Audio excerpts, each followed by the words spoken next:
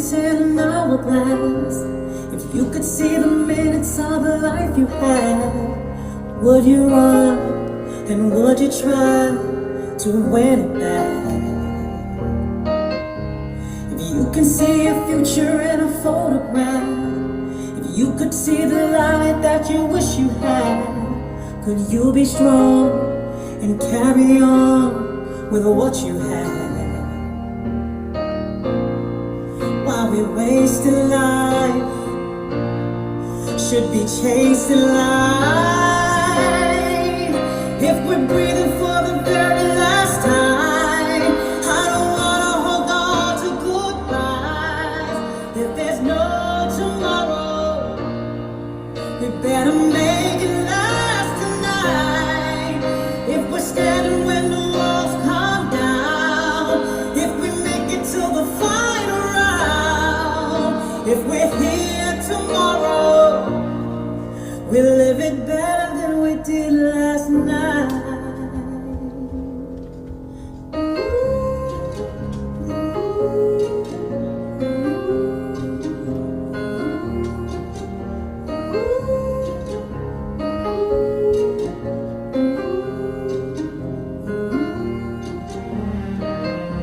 If you were on your knees, would you take a stand? If you were in need, would you take my hand? Would you lie and lose your pride to live again? If you could wake up and see for yourself, could you find a room to blame someone else? Could you change in just a day and cry for help? While we wasting life, should be chasing life. If we're breathing for the very last time, I don't wanna hold on to goodbyes. If there's no tomorrow, we better make it last tonight. If we're standing when the walls come down, if we make it to the final round. It's the Wyatt 5 p.m. show, drive home show, Wyatt. Let's get it. We'll live it better than we did last night. You with me? No, we're not alone. We've all been wasting time. No, it's not too late for us to make it right. We still have today. If we're breathing for the very last time, Good evening. I don't wanna hold on to goodbyes. If there's no tomorrow, we better make it last tonight. If we're standing when the walls come down, if we make it to the final round, Who with me this if evening? we're here tomorrow, Giving a few more people a chance to we'll get in live with it us. better than we did last night. Let's get it.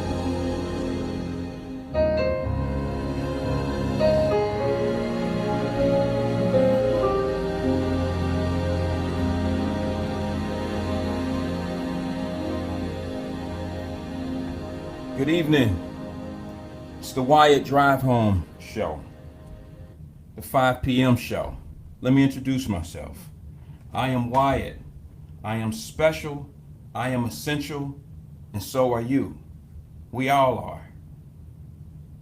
We all are. I'm a little shook right now, mainly because I did an earlier show. What was it, 11 o'clock? Scheduled for 11. And it jumped off, but I'm torn. This is going to be odd. This is going to be a little odd for our regular listeners for me to be torn about this subject. And I don't mean to be disingenuous to our regular people, but I am torn. I may have made some comments that may have been a little insensitive. I didn't think so. I don't think so to this point, but I do believe that sometimes our beliefs can be so strong and so powerful that we totally disengage ourselves from other people. I'm not trying to bore you. I just want to let you know where I'm at right now, because I made some comments earlier that I still stick by. I'm not saying I'm sorry, and I'm not taking those words back. However, I do want to try to somewhat explain. I do not want to be insensitive to other people's needs and wants. Let me explain. I made some comments about parents being accountable for what their children do. The whole city of Cincinnati and all across the country, everybody's saying, it's the parents, it's the parents. You know, sometimes our opinions are only based on our experiences. We don't really take in consideration what other people have been through. I'll be honest with you, I'm not going to name any names because out of respect, I won't do it. But one of my friends who had one of the strictest parents, not parents, but parent. One of my friends who had one of the strictest parents, you know, the get your ass in the house when the street light come on. Went to the St. Joseph school downtown, didn't really go to Washburn. Those friends, that particular friend, life could have been totally different if his mom wouldn't have passed away.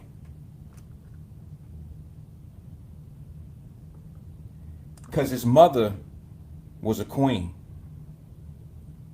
She babysat me and a few of the other kids in the neighborhood. And I don't know if this particular friend would have continued to go down the path they were going if that parent wouldn't have passed at an early age. I think may have been 16 or so. So when people hear me say it's the parent, please understand that I understand that children, kids, young adults make their own decisions. But there's also a level of uncomfortability in children when they do something and they let their parents down. And I think what I'm looking for when I say, what about the parents? Are we raising our kids to have this where they beat themselves up for letting the parent down by doing something? See, I'll be honest, I know people trip when I bring my situation up with my kids, but I only know my situation. I know how I grew up. I know how my kids grew up. I know how my wife grew up. I just know people right here with me. So I can only use as an example. Children, I've never had to whip. And see, that's another show. Check us out some other time. I frankly have never had to whoop my children. I don't have little boys either. See what I'm saying? Like little boys, little girls, they can be totally different. So disciplining can be different. So let's just say I'm fortunate, but I had a plan. And my plan was to not whoop my children. I don't think that a physical punishment is the answer. And if you want to test that or test my beliefs or wonder why I feel that way, I don't look down on whoopings. Hell, I got a whooping at least. I mean, come on now. Got my ass beat not only by my mother, but my friend's mother who passed away. She probably whooped my ass a couple times. Somebody's grandmother in the neighborhood whooped my ass a few times, for sure. Me, my friend, we all got our ass beat by that grandmother. But I have this sense of, I guess you could call it manipulation of my children. And that is, my children know not to do certain things because of the disappointment factor. I'm no better parent than you. It's just I had a plan. And my plan was to make sure that my kids would feel a certain way if they did certain things. I had some DMs come in they were cool, totally against what I was saying, but at least they were respectable. We grown over here. And people said, like, once put on the post, like, for all the people that's putting all this on the parents, I'm gonna chalk this one up for whatever. I forgot exactly what it was. Like, it was funny enough for that person to get over 100 clicks within that short period of time of likes and hearts. This particular person does not believe that you should put this type of stuff on a parent. Now listen, I'm not the type of person that says, oh, they crazy as hell, all 100 of them and the 1,000 that may believe them. I'm not that ignorant, nor am I going to be.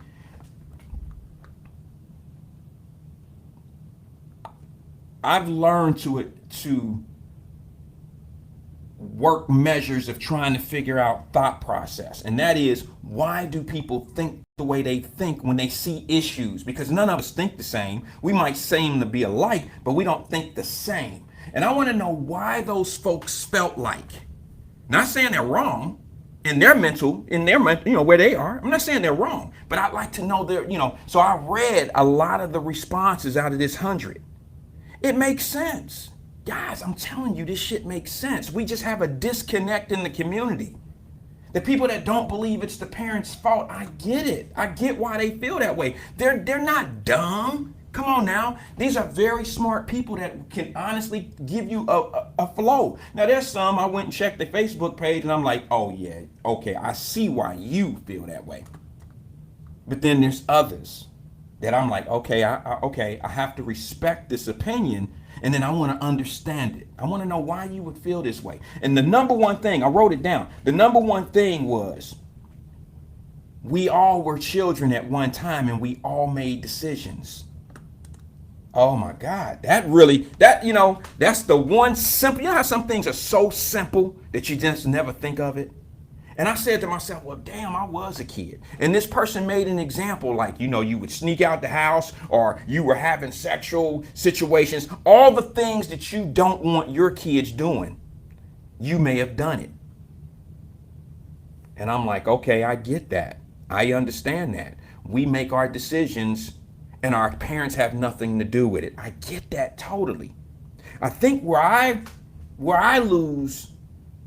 you lose me in that is when you say these parents can't control these kids when they leave the house and they get with their friends. No, you can't control the kid, but there's a certain mentality that you raise that should be attracted or non-attracted to certain activities. That's all I'm saying. I've told you on several other shows, if I woke up one day, got a phone call from the police department, and they told me my daughter, Lil Randy, was like in custody right now because she stole some money out of the register on her job, I would feel like a failure. I would feel like I failed her. I would feel like I didn't provide something in this child's life where they felt like they had to risk everything in her life, my life, just a risk. And I think that's been my approach of how I handled my children. I never had to really whoop my children. Now, is that meaning my children have never done anything bad? Come on now, I know better than that. I know way better than that. But have my children ever done anything where they would feel like running with a group of kids that had guns and was robbing and stealing or wanting to get in the drug game? I did all that for my kids so they wouldn't have to do that. So my question is, am I wrong for feeling the way I feel? I still do say it's the parents. However, I do understand that there are amazing parents. There are single mothers, single fathers, single uncles, grandmothers raising children. Some are there, some are not, some are step kids. Y'all know how I feel about the stepkid thing. There's no stepfathers. If a man is taking care of a child, that's his father. No stepmothers.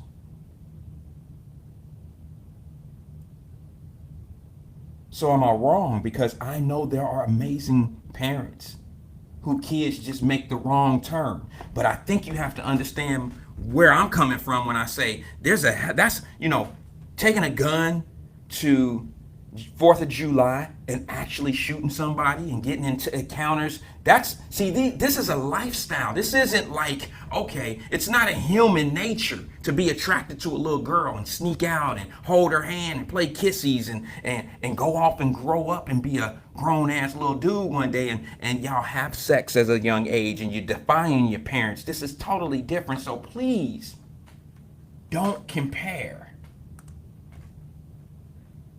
the actions of growing up as a child to the mentality of criminal activity. That's just two different things to me. That's my opinion. I'm no psychiatrist.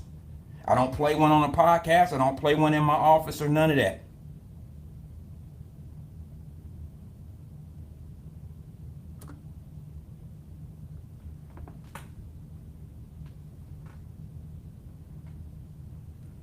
I agree with you, Christopher. I'm going to leave that one up for a while. People need to read that. I hope everyone in the back room can read what Christopher wrote up. Put on the page, on the vine here. I agree. I'm going to give you a perfect example. And I'm not going to incriminate myself because I was a young man. I rode around with the wrong crew for a little while. A couple people. And every time we went to go do what we do, we had to play the music. We had to get in that, you got to get in that frame. You got to get in that frame of mind. And we would pop in the Scarface. It was a cassette then in the car. Even if it was a stolen car, if it had a CD player or a cassette player, we popped it. Usually it was a cassette at that time. We popped the Scarface in. And it built us up, made us feel invincible. Please hit the share if you don't mind. We'll get a little deep today. It's not going to be a long show.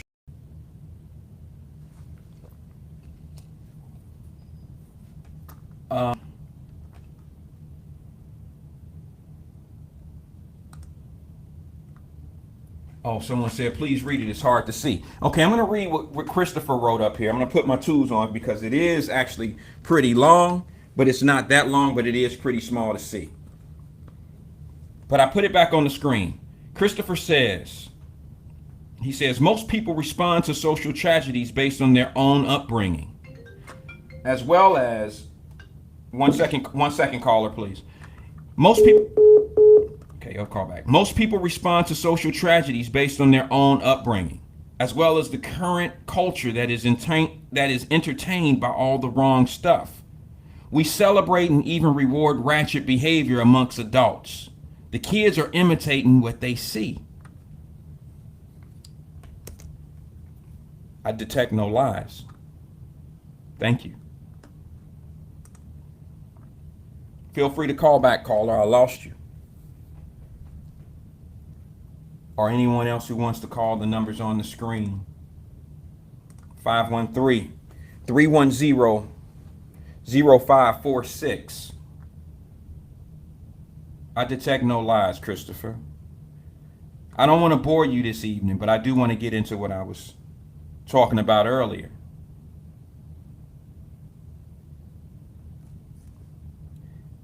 You're going to have some good kids that are going to make some bad decisions.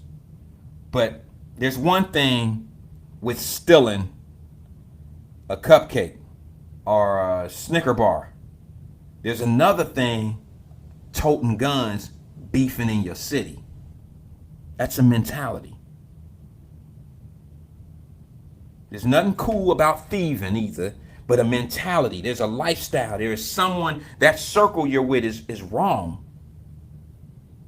And there's some good parents that got some kids ripping and running in all the wrong circles. I will admit that. I will admit that. I just have one question though. Someone help me with this. Someone help me with this. On my page today, I put up the chief of police in Cincinnati, Isaacs, Chief Isaacs, does a press conference about last night's occurrence. Now, I'm going to be honest with you. I've never had a problem with Chief Isaacs. I don't have a problem with Chief Isaacs now, outside of the fact that when he made when he did that press conference today, you know, I found something in it that I found a little questionable. All the information that he was given. Now, there's some people that challenge what he's saying. I've seen some posts. Matter of fact, some people showed me some screenshots in my DM of some challenged information on what happened last night. Some people are saying that the two kids who shot at each other are not dead. They're still alive. And the reason why they're still alive and ripping and running around or whatever is because the police did absolutely nothing.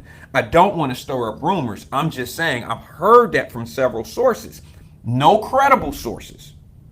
Okay? No credible source has told me that. This is what's going on in my Vine on the page. But it sounds like it was people that was actually there and someone that was sitting there, and one of the little girls that got shot. They said that the police got there and it took them forever to really do something, to intervene with situation. I don't know. I don't want to cause any ruckus or start any rumors. I'm just going by what was put on the Vine and how the conversation in the streets is going. If you're not out in the streets, you don't know what's being said. I'm bringing it to you right now. They saying them little boys still alive. I don't know. I don't see why Chief Isaacs would lie. I don't see why the police department would lie about something like that. Hit the share. Maybe somebody will come in and tell us something different. But in that but in that press conference today, Chief Isaac said some things that alarm me. He said some things, he brought up some people, and he mentioned the 16 and the 19-year-old that passed away and a couple people that are in the hospital right now due to bullet wounds. Some of them are not that bad, but they're in the hospital from being shot at a family gathering. It's a family gathering. Families were there. Chief Isaac says some things, and I'm like, whoa, okay, I get it. He's well-mannered, great guy, seems to be. And I want to know, did anyone else catch this? When he said, we're looking for the community. We're looking for the community leaders. And we're looking for the churches, the pastors and the pastors in the churches to step up. He mentioned everybody but parents. Can someone explain to me why the chief of police would hold everyone else accountable, asking them to step up? Where's the leadership? Now, I'm not saying he's wrong. These are great support systems. But my question is, why, Chief, didn't you say anything? You wouldn't even mention the parents. Now, I'm watching the press conference and I'm watching the comments. And I'm like, am I the only one? You know, and I'm watching everybody put things like, where these kids' parents at? Where these kids' people at? Why these kids? And okay, I get it. So I put my dumb ass, go ahead and do what I do. So I type in there and I'm like, this chief won't say anything about a parent. You didn't held the preacher. You didn't held the preacher accountable. You didn't held the pastors and preachers in churches accountable. You held the leaders in the community accountable. The only people that you missed there, Chief, was the school teachers. You missed the school teachers. You missed the counselors. You missed the lunchroom lady at the school. You missed all these people, but more importantly, Chief, you missed the parents. I got a caller. Let's see if we can get someone to tell me something different. Good evening, caller. This is Wyatt. Who am I speaking with? Hey, Wyatt. Good afternoon. It's Mike Ward. Mike, what's good, little bro? What's happening? Going on? How you feeling today, man? Very touchy topic. Yeah, man. Topic. Yeah, you know it is. And I said the same thing. Why didn't he mention the parents when I did get to review his press conference? Mm-hmm. And then I got to think about some things that we said, like, where is the parents? most of these kids are not being raised by parents. Most of these kids are being raised by parents that wasn't raised. You see what I'm saying? I do. So it's hard for a parent to raise a child that wasn't raised properly themselves. You get what I'm saying? All this riffraff that's going on, it's parents not raising kids, and it's also our communities not helping raise the kids, which would help them give them other outlets, other avenues. You know, when he was calling on pastors and community leaders and all that, what he calling on is the things that was there for us. You know, like remember we had LeBlanc Boys Club, we had the boxing place that everybody would go to. You know, you had Millville, you had Hirsch, you had all these other places where we went, where there were other parents and other staff, which were parents of good kids too, like Mr. Caldwell that passed away, Gino. You know, Gino helped a lot of us. Mr. Stewart, which we call Stu from Millville. Right. They helped a lot of us. It's the outlets and the other places that they can go to get some of the help that they not getting at home. You get what I'm saying? And if say mom, a single mom, but say she living downtown or whatever, and she one that may got a little education and a job, but got 3. Her time is frustrated. Her time is at going to work to try to provide for them. So truthfully, the kids are really being raised by the streets and whatever's going on. So it's like you blame them, right? Because they kids, but you also got to go back and look and say, you know, a lot of things we had growing up, which saved a lot of our friends that could have been in worse off situations. You know what I'm saying? I do. They don't have those now. So let me ask you, Mike. I don't mean to cut you off because I'll forget this. I'm an old man now. Go ahead. So what you're saying is the boys clubs and those programs don't exist anymore? They don't exist anymore. Well, Mike, wait a minute, hold on. I'm on the board of the boys club, and I have to tell you that the enrollment is up high. I know, but this is what I'm saying to you though, man. Remember when me and you was little? Yeah. The teenagers could go to the boys club when we was kids. Remember, some of your best ball players you seen, you know, were some of the guys that was older than you that you got the chance to see at LeBlanc when you was 13, 12. They were 16, 17. Right. That's why they had juniors, seniors, midgets. Right. I got They you. don't have them places designed for these kids today. Okay. That's why most of them you see out here ripping around the streets and crews. Them was normally the crews that would be in the boys club or Hirsch or, you know, LeBlanc, places that we grew up there where we got the extra structure, the extras that we needed if it wasn't at home. You see what I'm saying? I do. These kids don't have that, man. They don't have CCY. They don't have what is it called? The rent-a-kid program where kids can go to work and learn how to make money. So a lot of them is, you know, without that extra help, even though they do have parents.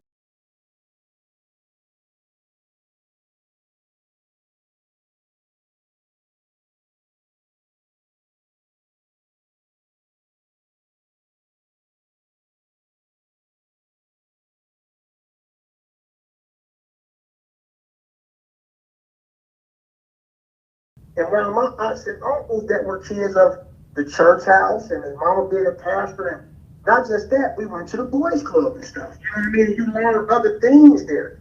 You know what I'm saying? And these kids don't have that. And honestly, it's really hurting the community. Real talk. I do. I understand. And you know what, Mike? I agree with you in a sense because there were more programs back in the day. But let me ask you this, bro. This is going to be a little sensitive, but you know my heart. You know who I am, and Right. you know I don't I mean know to, who you is, man. Right.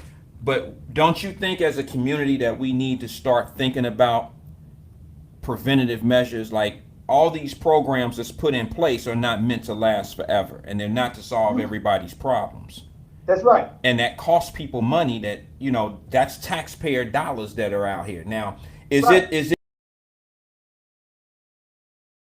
or the government's responsibility to provide go-to places for people that have children? Now, don't think I'm falling off and feeling some kind of way, bro. I'm just asking a question that some other people ask because you and I both know that we both grew up in them government agency ass places. You know, we both free lunch kids, bro. Don't get it fucked up. You know what I'm saying? But I'm just saying, at what point do we have to say, generation after generation after generation, this shit is not meant to be a lifeline. It's not supposed to be in everybody's life. We have to get better so we don't support, so those things don't have to support us. And if we continue to let government support us. When they pull the rug under us, we have nowhere to go. We have no support system, and we've let some things take us away from family values and support systems. So when that all go away and those money places are gone, now what do we turn to? This is a lesson. This is a lesson, bro.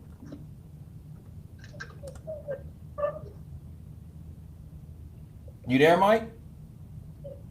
Yep, you're right. You're 100% right. But I also would say this: when you say, is it government, city, or whatever, I got to be honest and say something that's been on my heart. We had this conversation a while back. Mm-hmm. That train that only got so many people that ride on it downtown. Mm-hmm. That money that was invested in that train that we only got so many people riding, and they paying employees to drive it, and ain't nobody on it. The streetcar. That's money. That's money that could be in downtown where you from, Fairmount where you from, Avondale where I'm from, Millville and Moosewood where I'm actually from. You get what I'm saying? Yeah. That money could be invested in those areas to help put programs. So then when they say parents and community, you got to think the kids is in Moosewood, Millville, and downtown. The parents ain't got too much money. Your parents can't do too much. You feel me? There's some that's down there that's trying to do the best that they can. But I will say, and I will stand by this, Wyatt, a lot of us is who we are because of the extra that was in the community. You feel what I'm saying? I do. I know you stand by that. I do, bro. I really do. But I think our children are being raised more like, I mean, come on, Mike. We didn't really have as much influence from marketing bases growing up. Like, you know, we didn't want to rock Gucci. We didn't wasn't talking about going to get the bag. We didn't get that till late in life. You know what I mean? Right. And then, you know what I'm saying? But now, bro, you got 12-year-olds. You got mamas throwing strip parties for 12-year-olds and shit like that, bro. It's just out of hand because we still got that thing of babies having babies, and maturity within the upstairs of mamas and daddies are not there. Right. Some of this criminal behavior has nothing to do with this child just chose to be a hustler or a gangster. I showed on my Facebook page a group of parents, uncles and cousins and shit, sitting back watching a little 6 or 7-year-old boy shooting dice, and they thought the shit was cute. That's not cute. That's a learned behavior. You teaching him the streets. That's not cute. That's right. You are 100% right on that. Right there with that. Well, man, I'm so frustrated. Go ahead, Mike. My only thing I was commenting on is parents need to be held accountable for their actions of their kids.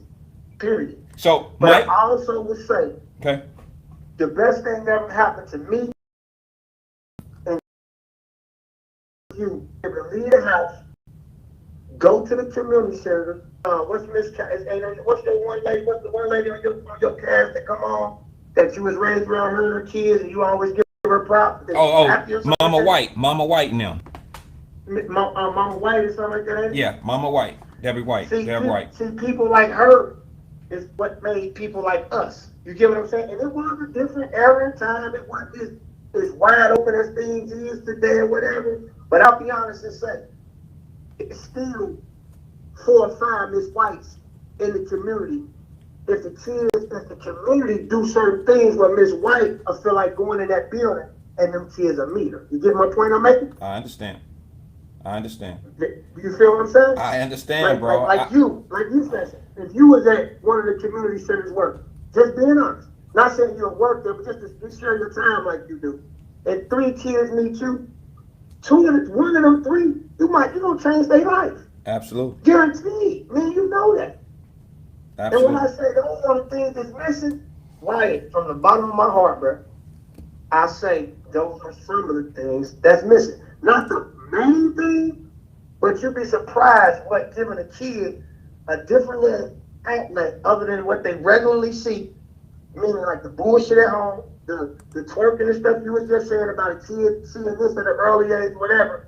And you know, if you give them just something different to see, how quick you can change their mind a little bit and have them thinking of something else other than the bullshit. Excuse my language. No, absolutely. I'm with you, Mike.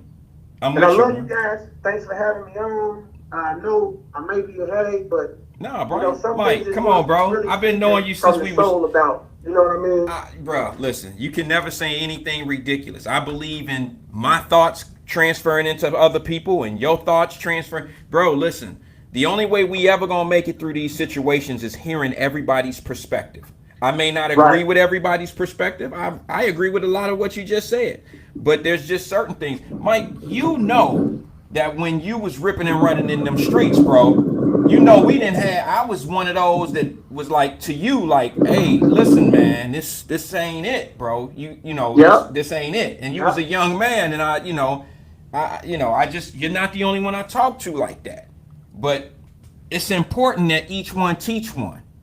And we need Right. people to be able to step up and say something. But we have a portion of our community that tends to think that black folks who try to tell other black folks how to do things in the community and how to We better supposed to be peons themselves. and sellouts. We supposed to be peons and sellouts and Uncle Toms and shit. Absolutely, bro. And that's And the a lot most. of them don't even know you speaking because you came through them same trenches before They you got don't. where you at. Exactly, bro. They don't You know. feel me? And it's cool.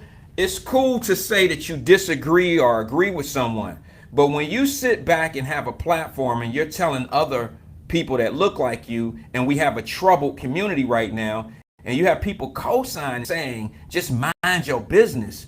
That's the problem That's the in problem. the community right now. That's the We're that's the minding main our problem own for damn real, business. because you And said mind your business and a whole bunch of mind your business leading to what we seeing right now. thank you, Mike. Thank you. I thought it was just me. I thought it was just me, but thank you. Nah, man, it's like I said, it's real. What's going on, man, is real. And people need to do like you said, voice their opinions, step up, and don't be hollering, you don't know what you're talking about, or you shouldn't be saying this, you know. And then a lot of people like myself, I used to be one of them like, man, I ain't got nothing to say about this. But then the more I thought about where I come from and where I'm at and certain things, bro, I'd be like, if it wasn't for this, I wouldn't be here. If it wasn't for this, I wouldn't be this or that. You feel what I'm saying? Yeah, it helped you. It's usually somebody that stepped in and gave you some information, and whether you wanted to hear it or not, somebody was there to let you know. And I can't get past that. All right, Mike. Hey, I love the fact that I you love you, called man. in, man. Nothing but love over here, man. All right. Yes, sir. I'll let you later. Talk to you soon, bro. It's Mike Ward doing his thing. He was out there. I mean, he didn't set it. I ain't telling his business. He didn't brought it up. He didn't set it. I just don't like when people say mind your business. Because listen, you talking 400, 500 children downtown at the fireworks. Not even 10% of those kids are doing the street shit out here. Not 10%.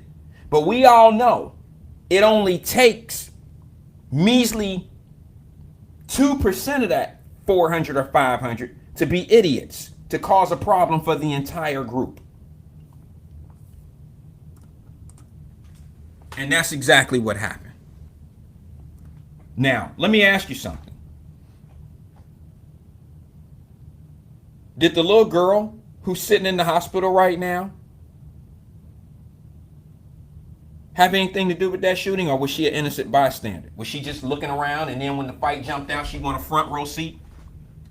A lot of people want ringside seats to drama. And in today's world, you can't get a ringside seat because you might become part of the fight, part of the situation. Those bullets don't have a name on them.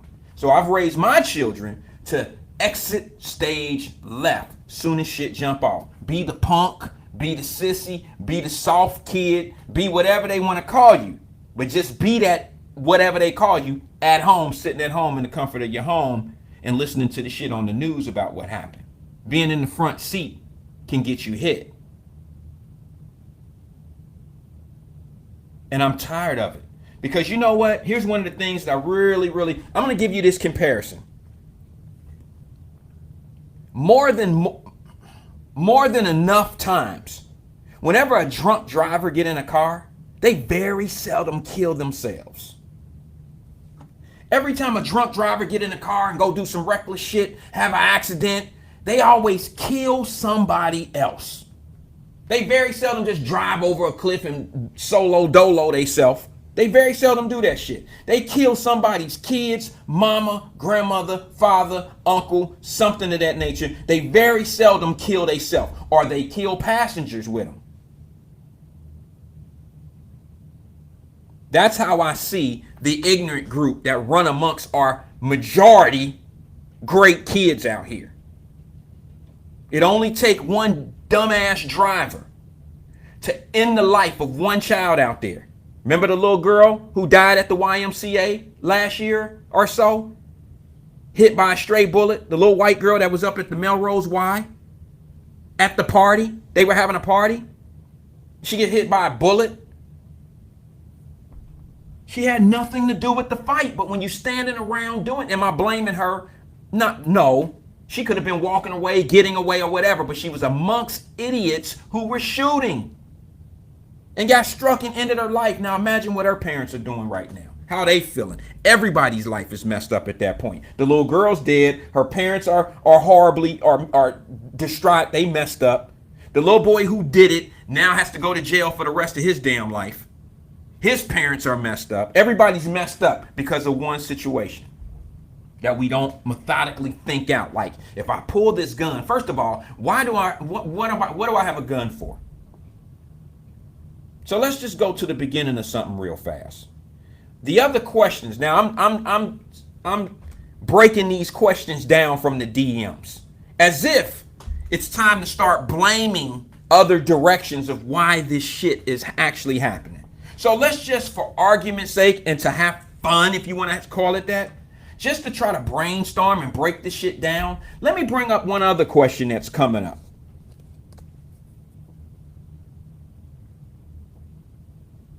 Where are the guns coming from?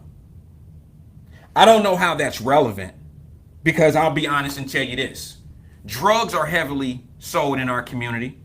There's no gun stores that these criminals can buy guns, and there's no cocaine stores. There's no crack cocaine, and there's no fentanyl stores either. So if you think that taking guns out of gun shops and out of red states who are legally selling guns, do you really think that criminals won't get guns? Do you really think that? It's a thought. But now let's think about it. Cocaine is not legal in America. It's funneled through every state, red, blue, whatever you want to call them. See, what I do is I try to take politics out of this shit, because politics will keep you divided. Politics arguing self-interest. They're not really out for your interest. It's self-interest for them. So you're trying to tell me that guns, if you took away every gun store, you telling me that guns, then that means police don't have to carry guns, right? They can go back to carrying sticks and mace. I bet you that'll never happen, because even the police know you can have the strictest gun laws. You can take the guns out of states that you have states that don't even sell guns like that. You know what I mean? They have gun shows and you have to be some master. You have to be something to get it. It's something ridiculous. And those states have gun problems. New York has they have the hardest gun laws in the United States. Like, brandishing a weapon can get you 3 years. Now, it ain't got the bullets in it. I mean, it's just crazy how the gun laws are there. Is that stopping anything? Nope. Nope.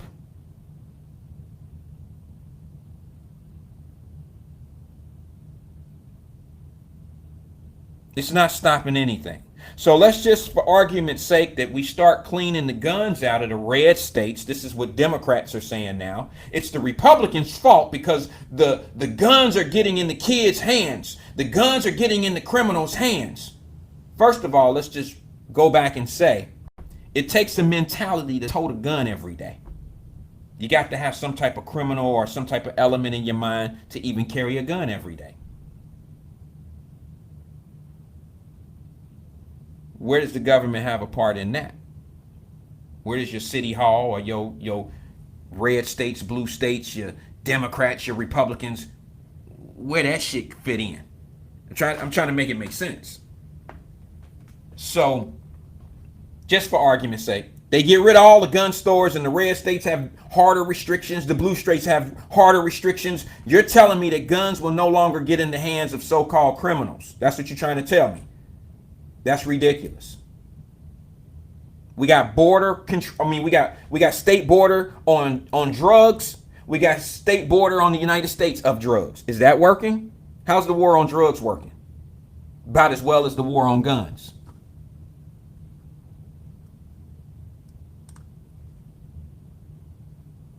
So I don't want to hear that mess that the politicians are spitting because the shit is bogus. It's bullshit. Criminals got better guns than some of the damn police officers.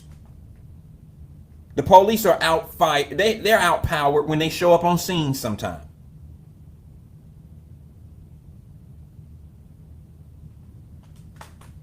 So it's a lie. Guys, what we got to do is we got to stay away from the lies first. People will keep you confused out here. As long as you're confused, you'll never really get through the maze. You'll never get through it. So they're saying where the guns coming from? The guns coming from somewhere, right? They're coming from somewhere. I don't know how you're ever going to shut guns down. Up in the laws? Really? You think that's going to work? I don't think so.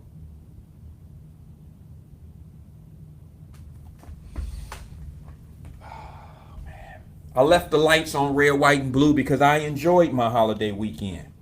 I enjoyed my Independence Day.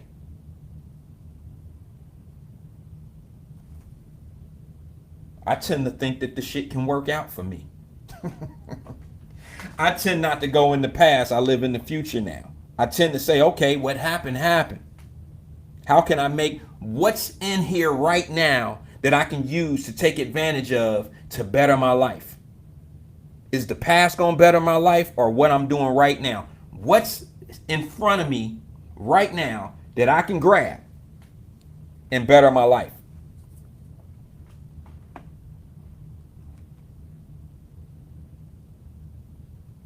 Here's a question for you. Mike Ward called and he said something like, the kids don't have what we used to have. They don't have the clubs and the boys clubs and they don't have all of that like what we used to have. Well, they do. I just don't think they're as interested as we were. It's not that much of a safe haven. And that's not taking anything away from the kids today. What I'm saying is it's a tech world. So you don't need the Boys and Girls Club these days because you can do everything from the comfort of your home. Everything's digital. Everything is PlayStation. All of that. Everything is that. You very seldom see anything that's not digital or computer driven. Let's take another call. Good evening, caller. This is Wyatt. Who am I speaking with? Okay, we lost them. They hung up. Call back if you can. I may have lost you. I may have hit the button. My apologies. But everything's digital. Everything's computerized. So to step out of the house is not a big deal. Everybody, nobody like going to play football. When's the last time you had to slow your car down from hitting kids in the street playing football? We did all that. When was the last time somebody broke your window playing baseball outside? We broke windows. When was the last time you had to step outside of your house and tell a kid, stop throwing that damn ball up against my house? That's what we used to do. They don't do that these days. They're intrigued by internet, TikTok, 30-second attention spans, and gangster shit. Everybody want to get the bag. Everybody want to be rich before they even know what to do with some money.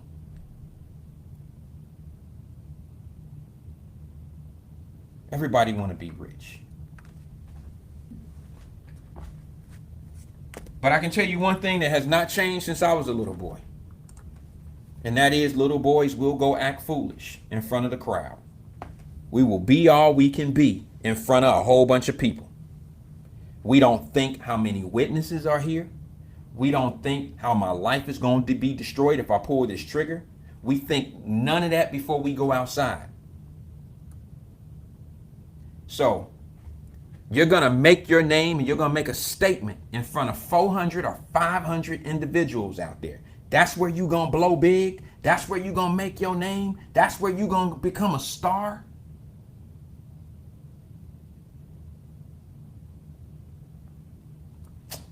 I'm sorry, fellas. I'm sorry, folks.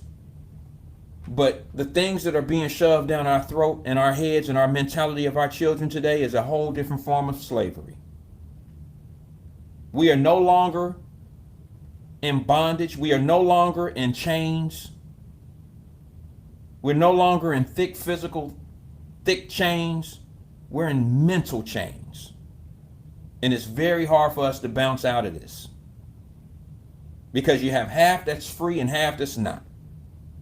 And then not only are they fighting what they're doing, they're fighting the ones that are not in chains.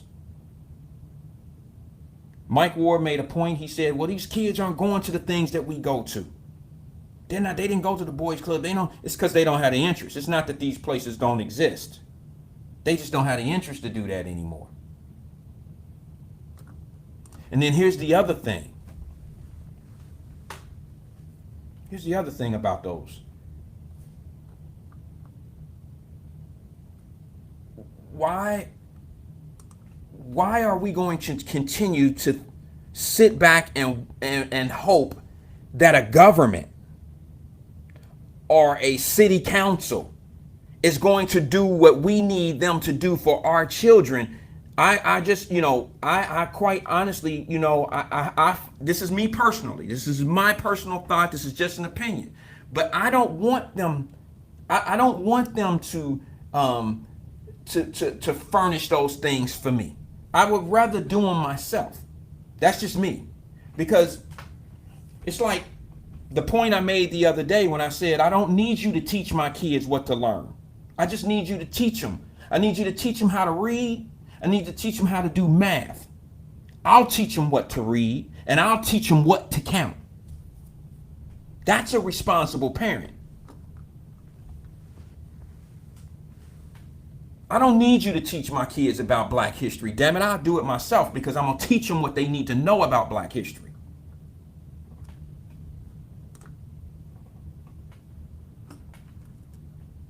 I know some people on me right now like, bro, you going crazy, man. What you saying, take Black history out the schools? No, I'm not saying that, but it's the same old whoa shit, right? Every year for the last 20, 30 years, Martin Luther King Day, Black History Month. Is that making our kids have pride? So what is it doing? What is it doing? Is it there just as some type of mental award? Is it making our kids have self-pride? Is it keeping the kids off the street? How many kids you think out on the street on the block selling some dope, talking about some we shall overcome? Damn it, I am overcoming. How many of them you think saying that? So where's our preventative measures is what I ask.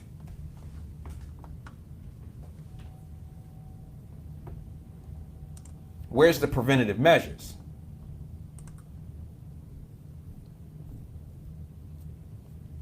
If I'm a parent, before I'm a parent, I want to start asking myself, how is this man? If I have a child with this man right here, will he be there? How does he handle his other children? What is he doing in his life that I feel comfortable where if we were to produce a child? And I know this is a long drawn out process. I know this is some shit called work. I know this is some shit called do the right thing. And it might be a little difficult for some. But think about this shit. Fellas, don't get it twisted. I'm telling you the same thing, bro. Like, I know she fine. I know she got a fat ass and all the shit you like. Everything is right there. But if I have a baby with her ass, how's my life gonna be after? That's all I'm saying. Where's our choice? Where is our responsibility and choice? Everything fat, everything good, everything fun, until the responsibilities come along. And then when the responsibilities come along, oh man, fuck that bitch, man. Or, y'all know how it is, he ain't shit. Nigga ain't shit. He don't take care of none of his 6 kids.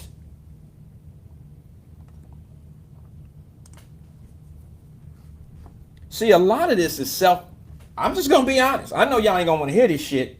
I know you don't want to hear this. But a lot of these wounds are self-inflicted. What'd he say? What that nigga say? What did he say? Self-inflicted? He must be crazy. Coon ass nigga. Let's just step back. Am I saying every husband is perfect? Nope. Am I saying every wife is perfect? Nope. But you stand a better chance. You stand a better chance when you have a courtship. Niggas don't want to hear that. Nobody want to hear that. Stability in a relationship before you bring other people into your relationship. Regardless if you know it or not, it takes a relationship to run a family. First, the mother, the father have to have a bond, a relationship. Not a physical, not just that. They got to have a relationship. They got to have a clear understanding of what future is, what that means. I'm getting too preachy. Let me shut my ass up. Let me shut up. I'll shut up.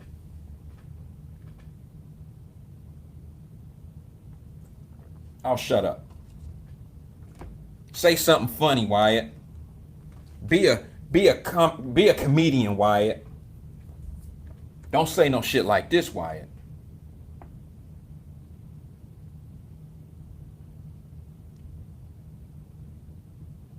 So where the guns coming from, Wyatt? They coming from the same people that want you to shoot yourself. The same people that no matter what the gun laws are, no matter what the gun laws turn out to be, them same guns will be in the same hands. You know why? It don't matter. The same gun. There was a kid, y'all know who I'm talking about, a week ago. Got a gun confiscated from him 30 days ago. He just found another gun. Shot a 6-year-old or 8-year-old. He just found another gun while on probation. Not on probation, pardon me. While a pending case is going on. He just found another gun. Fuck it, they out there.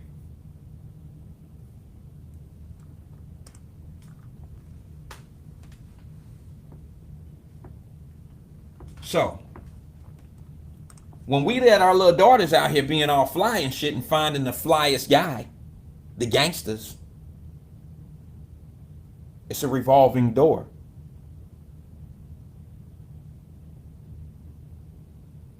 You know, I ain't gonna lie, man. I watch some of my fellas that I grew up with, man. They'll be mad. They don't really fuck with me with this show and shit. That's cool, because they know that they in the front seat at the church, and they know the pastor talking to their ass. But I watch how some of them were gangsters and they had their kids, and they couldn't wait till that little dude can walk. They couldn't wait to put him in the baby Jordans. They couldn't wait for him to be able to walk and like him, put the hat to the back and make him a straight corner boy before he got to the kindergarten. Couldn't wait. And I used to look at that and I used to be like, damn, he cute. But I know you, I know the daddy, and I'm like, God damn, bro, you trying to raise him just like you, bro. We have been disadvantaged, bro. Let's give him a chance. And some of my friends who had them fly ass little sons, the sons, they have outlived their sons. Because what the daddy didn't know is the game changes. The game stay the same, but the rules and shit change and things get a little bit more treacherous out here. And the shit that you could get away with as a kid or as a young thug, they ain't letting that shit slide these days. So the shit you done installed in him, he can't get away with because they ain't playing by the same rules. There's Lisa Smith, and that's one of the ones who sent one of the messages, one of many. Lisa Smith, young sister, you know I ain't got nothing but love for you. Never met you before, but I love the fact that you're engaged in these conversations. You know that. She asked the question. That's my question.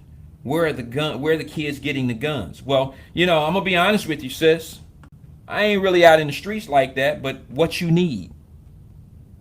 That's how easy it is. What you need.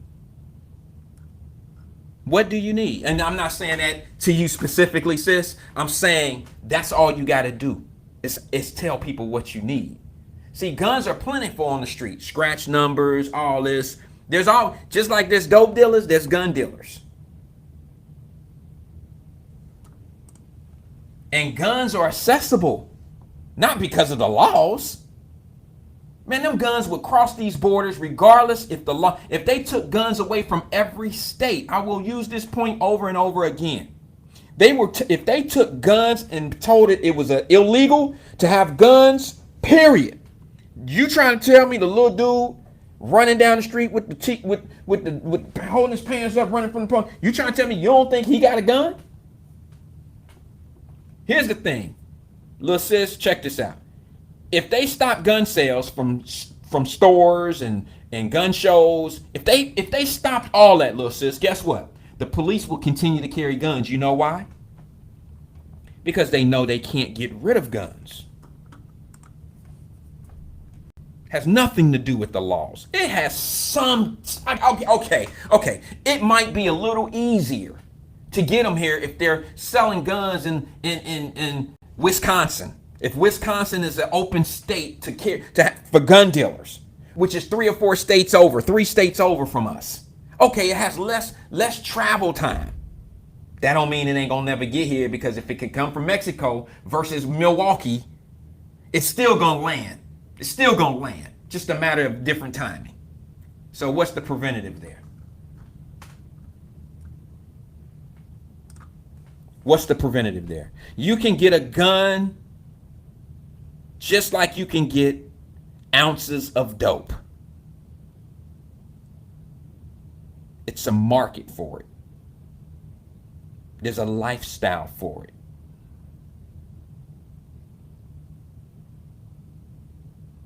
And then it's not going to stop. The war on drugs, how's that shit working out? Where they sell cocaine in the store, where they sell opiates in the store, now they starting to sell marijuana. But I know my community, I know y'all about to trip on me when I say this. I know you're about to trip out when I say this one to you. But do you really think that legalizing marijuana is going to stop the shit that's happening in the world, in America, about marijuana? Okay, listen.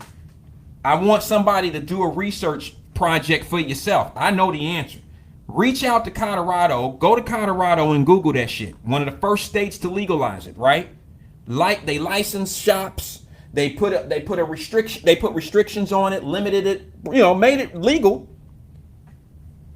Got stores, got edibles, they got joints, weeds, and all that shit right out in the open. Okay? But the government is taxing, not the government, pardon me, because the government has not legalized it. The state has. So the federal government has a problem. Matter of fact, those places can't get bank accounts and things of that nature. Those stores can't get bank accounts. See, these are all the things you have to go through. So now you got dispensaries out there that have $20,000, $30,000 in cash on them at the end of the day. Criminals know that they can't take that money to the bank. So what dispensaries do is occasionally they slide money out the back door. These are cash businesses. So once again, that leaves activity to do other things. But let's stick to the point. Now you got high robbery situations going on out in Colorado because these dispensaries are being robbed. Okay? Here's the other thing. As soon as the government comes in and start taxing it, that means people are growing weed, right? There's still what they call the underground world. Untaxed anything is going to be cheaper. Okay? So if I can go to the store and buy some weed legally, okay, that might cost me $20. I don't know. I'm making up numbers for argument. $20, okay. But shit, on the block, I can get 2 of those for $20. The underground, the black market, is going nowhere. Nowhere. So once you make weed legal, all it's doing is allowing people to smoke weed and do what they want to do recreational, but it's still going to entertain crime. Things are still going to happen.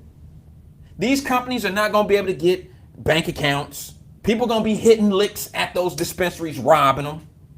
People are still going to be on the street selling weed. Because it's cheaper. If I can get away with selling weed, not paying taxes to the government, not paying my percentage and blah, blah, blah, I can undercut the prices of the dispensaries, have the same quality weed, do everything that they doing, and still have a black market program. It's not going, I mean, it's the same shit. And you still gonna have the black market guys going after the black market. It's gonna be the same dope game with some legal dumbasses over there and everybody else back laughing. Whatever they got in there, I got that. I got it. Them blue bags, I got that shit. Go on in there and look at it. Look what they cost and then come see me. I know how they rolling in Colorado. You call Google it. See how they living in Colorado. See if that shit is all what you think it is.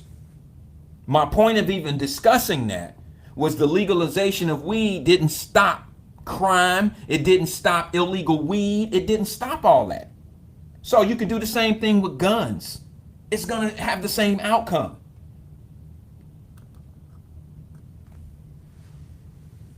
So we asking where the guns come from? They come from the same place that they come. Okay, look. If you got a local sheriff in Cincinnati whose car was broken into, stolen, driven off in some old neighborhood, I don't know. You know, I say, okay, this is what it is. Drove the car off in some neighborhood, gun came up missing. You don't think that gun on the streets? Now that one might not be on the street. That one might be a trophy. Because I'm going to be honest with you. Nobody wants that gun.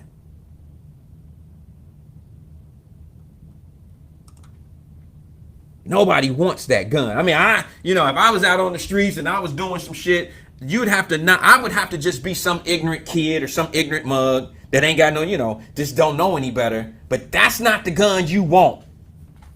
That's the hottest gun in town. Stolen from the sheriff? Shit.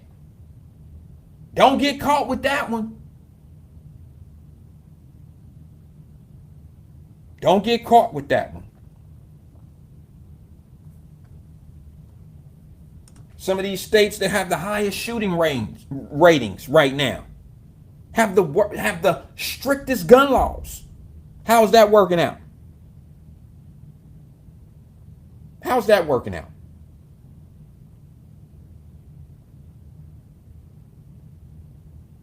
Let me tell you something. I want to go back to what the chief of police of Cincinnati said. And it has me a little confused, but somebody brought a great point up. When I said he's putting the emphasis on churches and pastors and leaders in the community and he's putting this on them, saying y'all need to step up. And he never said anything about parents. I was confused, but see, listen, I'm not infallible. I'm not somebody that can't understand things. I mean, like, that can't be wrong or can't understand other points. Somebody said something beautiful. Somebody brought me to life on some shit. See, I can learn. I want people to disagree sometimes so I can maybe squeeze in, maybe I can get something out of what they're saying. And this particular person hit me with a bomb, blew me away. And it was so simple because I'm so critical and thinking sometimes I never thought this simple. And that person said the reason why the chief didn't bring up the parents is because he's looking for the leadership in those other places like the pastors and the churches and who else, community leaders, to go in and help these parents. Well, if that's what you're thinking, Chief, I didn't get that out of that comment. I didn't get that out of that press conference. Because here's what you don't understand, Chief. These are parents that ain't looking for no help. I'm just being honest with you. Some of them don't know what their kids are doing. I'll give you that. But there are some parents, I watched a video where a dude was in his house rolling blunts and he was cussing his mama out. His mama was on drugs. She ain't looking for no help from no community leaders. She don't even know where she's at in her mind. This little boy raising himself. There's no community leaders in the path of these people because we can't get to him until it's almost too late. We can't get to him because she's nowhere to be found. A lot of these parents aren't coming forward saying, hey, we got a problem here. We got a problem here. I found that to be exactly what I was talking about in Wyatt-Live last summer. 2020, we did a show. Y'all know I tend to remember a lot of stuff. But let me just be honest with you. Last year, we did a show, and I said, wait a minute, hold on. Why are all these family members coming up speaking all of a sudden when Lil Ricky get in trouble? And y'all knew Lil Ricky had some mental issues. Now he getting out here in front of the police and he doing things. But ain't nobody went to the police station and warned the police of their little cousin, their little brother, their son. Nobody came and said, we got an issue over here with Lil Ricky. Please, if you interact with him, please be careful. Nobody's doing that. Nobody's taking preventative measures. But everybody want to come stand up in front of the camera and talk about Lil Ricky after the police then did something to him, or he done got shot and killed by one of these boys out in the street. Now everybody want to step up and have something to say. I'm confused. I'm confused. Now after Lil Ricky is shot and dead and gone, or something happens to him, now everybody want to start explaining what was going on in Lil Ricky's life. Little heads up will help some people.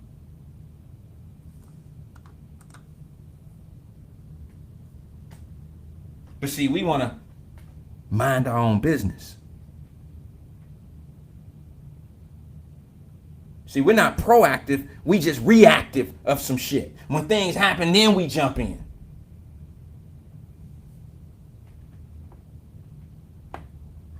Proaction, you proactive, maybe it's some preventative measures. Maybe we would actually get some of these incidents that's happening not to happen. Maybe Lil Ricky could get some help. Maybe the mother who has a son out of control can get some help. But Chief, I still challenge. I understand what my man said when he said, well, I think what the Chief was saying. No, the Chief didn't say that. Be clear. I want the Chief to say it. I don't want to assume anything. I don't want to assume that the reason why he didn't say parents is because he was talking to the priests, he was talking to the pastors in the churches and the community leaders. We supposed to assume what he meant was, y'all need to be working with these parents. Why not say that if that's what you meant? No, you shifted blame. You shifted blame. That's how I seen it. I don't mean it in a bad way. Like, I'm not fussing him out, but I'm just being honest. I seen a shift in blame. I seen him blame other people, but I didn't see him not one time mention parents. And then there's another guy who came on and said, okay, everybody want to blame the parents. The people that's blaming the parents, they just need to stop. They just need to stop. And the reason why you don't have to blame the parents all the time. You don't have to do that. It's not the parents' fault. Once those kids leave the house, them parents don't know what they're doing. Listen, bro, let me explain to you when we say blame the parent. We don't mean what the kid did right then and there. He knew better. He didn't know better. The parent didn't know where he was right at that specific time. What we're talking about is upbringing, responsibilities, wanting to be with the right crowd, putting your kids in better positions. All kids don't have to grow up around people that are willing to go rob, steal, or shoot, or take guns to Chuck E. Cheese, or take guns to Dave and Buster's. We talking about preventative measures. We talking about having your kids set up in a position of winning. That's what we talking about. That happens way before a kid can make those type of decisions. You understand what I'm saying? It's a mentality. Somebody missed the mark.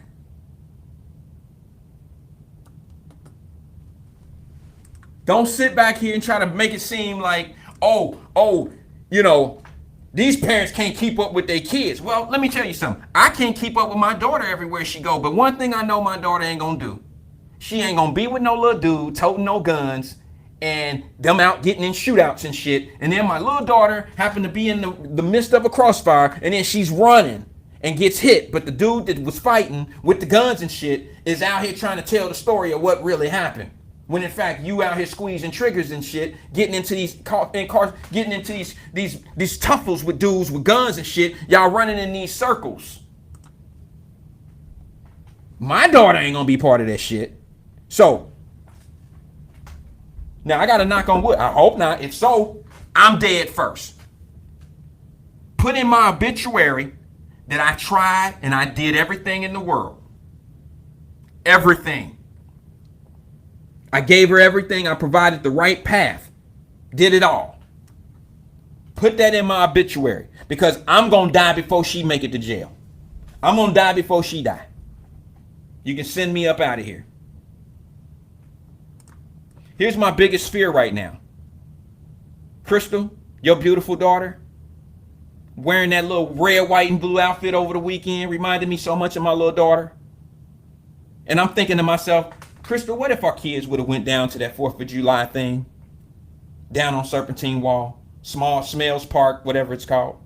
What if they would have went down there, kicked it together, had a great time, being who they are, college students, down there to watch the fireworks, mingling up amongst kids that look like them, having fun, joking, and pop, pop, pop, pop, pop, jumps off, and my daughter's hit. Or your daughter has to go through some old shit. She's sitting in the hospital right now because she got grazed by a bullet. She has nothing to do with those things. So never say to mind your business. Never say to people who are responsible and have other children out here to mind their business. Because here's what happened. People that say mind your business and all that old shit, they say that shit until something happens to them. Whether it's an innocent thing, you know what I mean? Like innocently struck by a bullet. Or if something happens to one of their kids, now all of a sudden there's an issue. They pick and choose. They're so hypocritical. They're so hypocritical because they pick and choose their fights. What they want to fight. They take the easy fights. I'm going to fight City Hall because City Hall can't really do shit to me.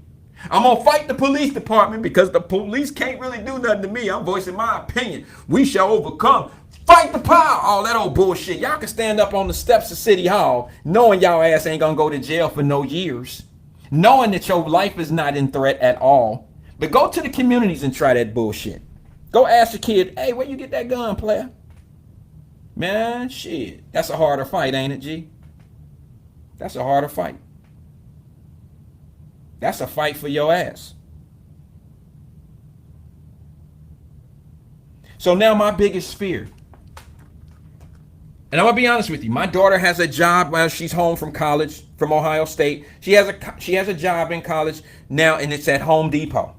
My other daughter works at one of the apparel shops, and they're both like retail type positions. You know what I mean? And here's my biggest fear. My biggest fear, it used to be, my biggest fear, and y'all know I told you, I give my daughter a hug and a kiss every time she walks out the door because she's working at Home Depot where somebody can walk in there, knock on wood, and a massive shooter can shoot. It can happen. It's happened across this country. But now my biggest fear is not that anymore. My biggest fear is that we're going to go down to, we're going to the such and such to watch the fireworks down on the corner and watch them from the path, from this and this and that. I'm like, whoa, who y'all going? What y'all doing? Wait a minute, hold on. Shit. Do I need to go? What we doing here? Now, keep y'all asses at home. Now I'm looking like a dad who got a 20-year-old and I'm just being extra. I don't know. Like, I'm just being extra with her. Like she a baby. Well, let me ask you something. How many of those teenagers, pre-teens, teenagers, young adults, and early 20-year-olders were down there out of that 400 or 500 who really thought some gunplay was going to happen on Sunday night, 4th of July night? How many of those 400, 500 kids really thought some gunshots was going to ring out that night? How many of them? You really think they would have went down there? Nah.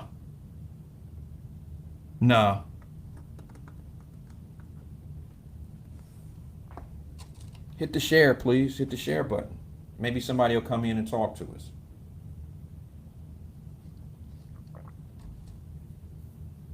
So my question is, what's our preventative measures? Because we got some people that have failed. Just simply say crime gonna be crime. People gonna be people. Things are gonna happen. It ain't been happening. Crime is gonna happen. But certain types of crimes are brand new to us right now.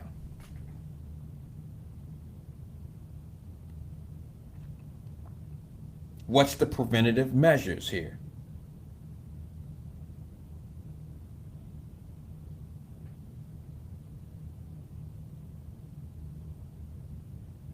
I used to be so scared. My baby going to work. And I'd be like, oh, okay, babe, now listen. Keep your head on the swivel in that store. Make sure you looking around. Make sure you watching suspicious people. Make sure you keeping your eyes open. Make sure if you hear gunshots, you drop to the ground. Don't try to run away from shit. Fall down and then crawl somewhere. Stay on the ground. I'm giving it a spiel like she going like a fire drill. Every other week I'm telling her the same shit. I'm like super paranoid dad.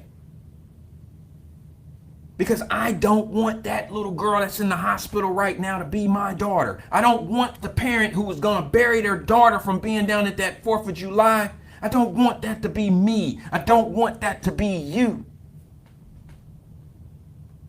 These are parents. Do you know? Wait a minute. We sitting back as spectators to this bullshit. Put yourself in these parents. Imagine being that parent.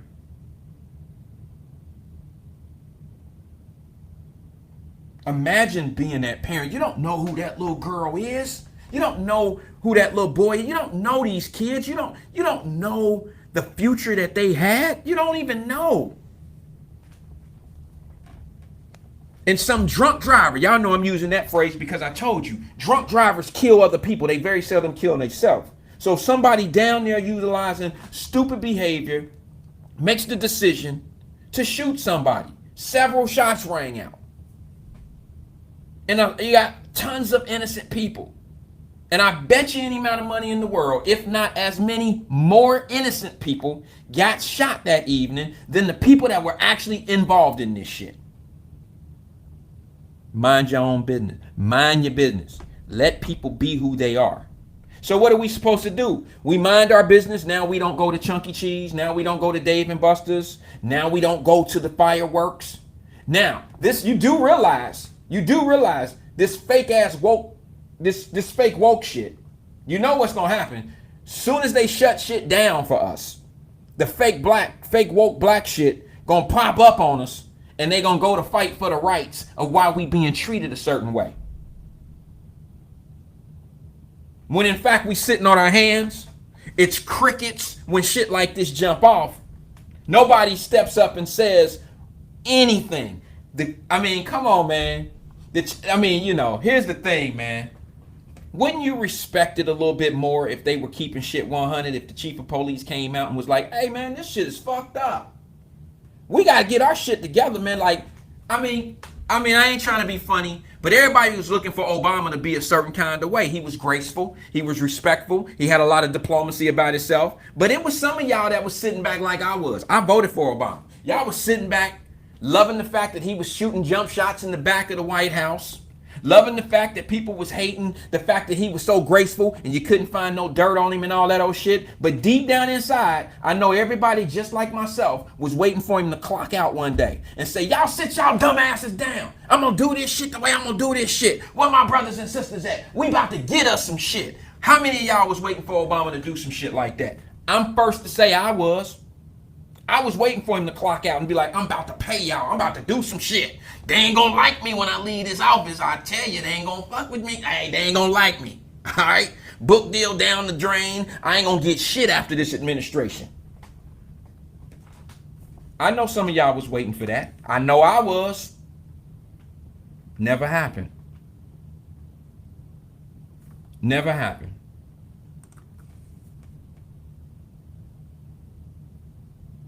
And I'm going to tell you another thing.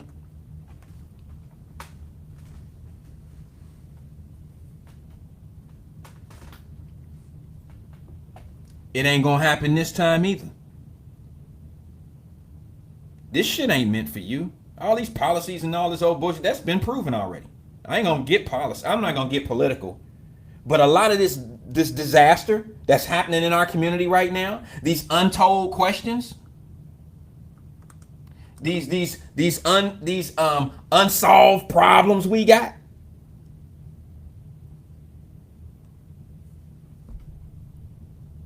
That shit, easy fixes. If you start making people accountable for the shit that they do, a lot of this behavior go by the wayside. I mean, a lot of it. Stefan Pryor not called in, but he made a comment earlier today, and it's had me thinking. This has been heavy on my heart, and I've been thinking about this all day. He said, what would happen if these parents were held responsible? No, he asked the question, like, do you think it would be, I don't remember, but it was something in the nature where it put it on me, and it said something like, how would you feel, or something like that, if the parents were held responsible for what their kids do? And Lord have mercy. Now that I compare that question to some of the words, some of the comments and statements that were being put out on the Vine today about it's not the parents' fault, they can't keep up with their kids 24/7. We know that. That's not, we never was saying it's your fault that he down there shooting a gun today. It's your fault that his ass got to have a gun and want to participate in that type of behavior because of how you raised him. You raised him to be attracted to that lifestyle. You raised him to be into that shit. Him or her. You raised him to be that way. There was something lacking. A man in his life, a man in a better direction. Listen, man, there's always gonna be some math to this shit. Ain't no mystery to it. Y'all ain't gotta like what I say, and there's gonna be a lot of people that's gonna log off of me. But I'm about to keep this shit all the way groovy. I'm about to keep it all the way funky. And the bottom line is, you got women out here running households by themselves who can't raise a man, and that's no knock on you, sis. It's just the fact that you cannot raise a man. A man is not going to do the same thing that a woman is not going to do the same thing that a man is going to do in an upbringing. And I'm talking about a hard-working man, a man that puts shit in order. That's where you learn how to be a man. You don't learn how to be a man from a woman. I'm sorry, I'm not a chauvinist. You're talking about a kid who was raised by a single black woman, a 14-year-old woman girl who had me. But I gotta be real. I gotta be honest. I can see a huge difference from how I was raised and how my children are raised. Single parent, 14-year-old, 15-year-old have me. And I watch my friends and we all got all the same shit in common. We all got the same nucleus of how we're raised. But then I look at how much my life has changed due to my decision making. Then I turn around and I watch my children. I turn around and I watch my kids who are raised totally different than the way I was raised and my partners and my friends were raised. And I look at the lifestyles are different. Their decision making is different. This is not freaking trigonometry math. This is basic information. And we let basic information pass. It's not complicated. The hard thing is implementing the right thing. That's it. Now, that's a hard task if you ain't up for it. But knowing this shit, that's the easy. Knowing is easy. Implementing is the hardest. It's a matter of sacrifice. If you want to live rough, don't sacrifice. I don't know anybody that's gotten anything worth having by not making sacrifices. It don't exist.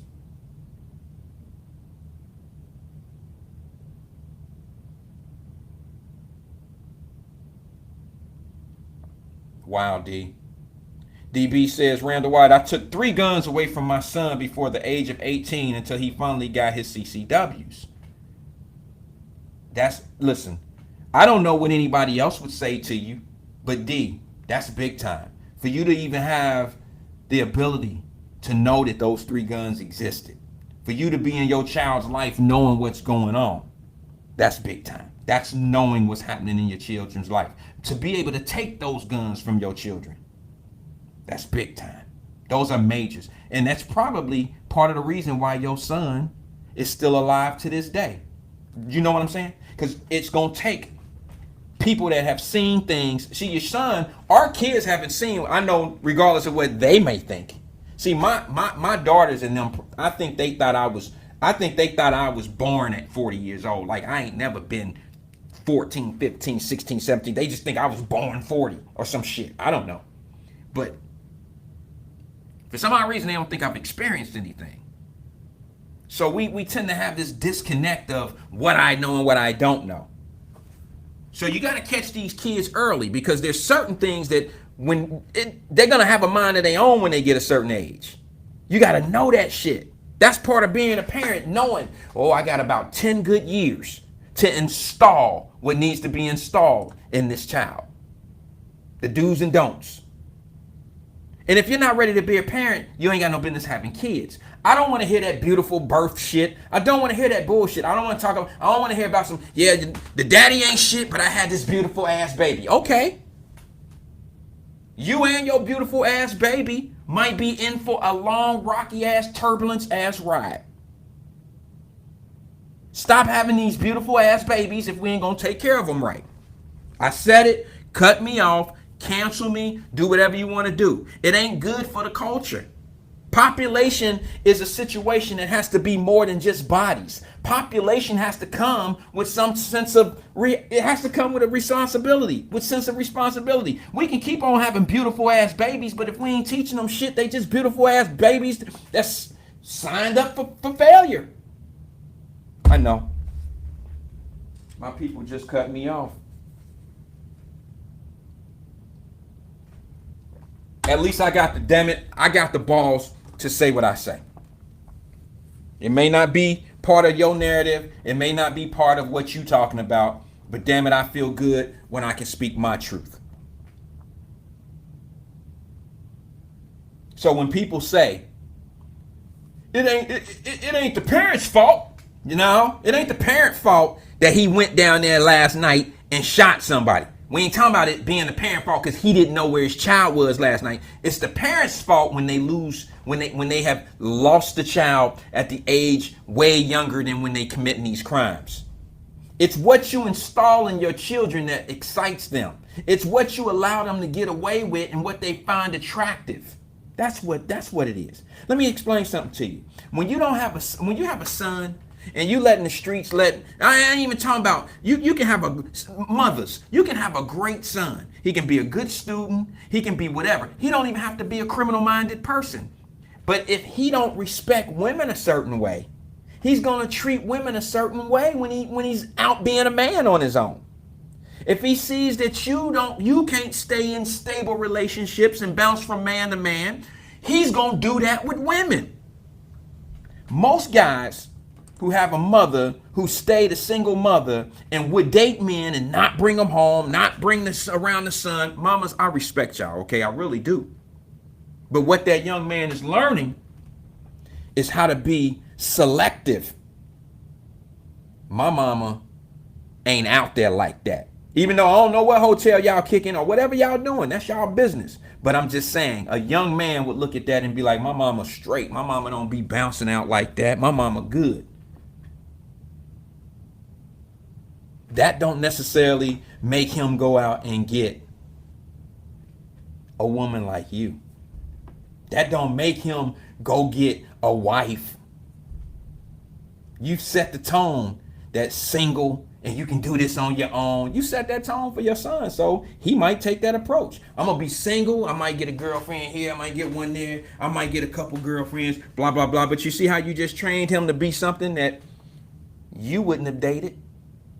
You wouldn't date a man that's out here mingling and doing this with one or two or three or four. You wouldn't be with no man like that, but you raising one. Because you can't find a good man. Get out of here. Plenty of good men. You just can't find a bad man that'll deal with your ass. That's what it is. You can't find a bad man that you can get along with. Because deep down inside, whether you know it or not, you really want a dumbass man. You want a bad man because bad men are fun. Fun as hell. Until it's time for responsibility and taking care of shit, then all the fun go away. Think about it, sis. 20 years then passed. Fun is over with now. Let's just be honest. Don't you feel dumb as hell fucking with that dude that you was messing with? And y'all done had kids and shit? And you was like, what the fuck was I thinking? How many? How many feel that way? Like, damn. I ain't gonna lie. You ain't got to answer that on here. I ain't trying to put nobody on blast. But how many of you feel that way? Oh, y'all thought I was done? Oh, no. Fellas, 20 years ago, don't you wish you would have never said, what up, though? Don't you wish you would have never said no shit to that girl? She turned out to be a box of crayons. Dumb as hell. Remember that? She turned out to be dumb as hell, man. And then had 2 other kids after your baby. Now, not only do you get, I don't even want to go over there and see my kid because I got to deal with all that dumb shit. Remember all that? I'm the only one that understands and know how that shit is. I'm just the only one that's open enough to admit it and be like, okay, yeah, this is what's been going on. See, there's a price for all that dysfunctional behavior. It's called scarring up the culture. That's what it does. Yeah, it's scarring up our culture. Whether you like it or not, you don't have to listen to me, man. Cut me off now, man. I mean, it is what it is. You had enough fun off of me. Truth of the matter is, we can sit back and blame every race of people. We can blame everybody. That reason why we ain't doing shit, reason why we ain't got nothing. We can blame everybody. But the one person we yet to blame, the one person, y'all just like the Isaacs, Chief Isaacs today. Y'all didn't blame the cook at the damn school, the lunch lady, the counselor at school. You didn't brought the pastor, the secretary of the church.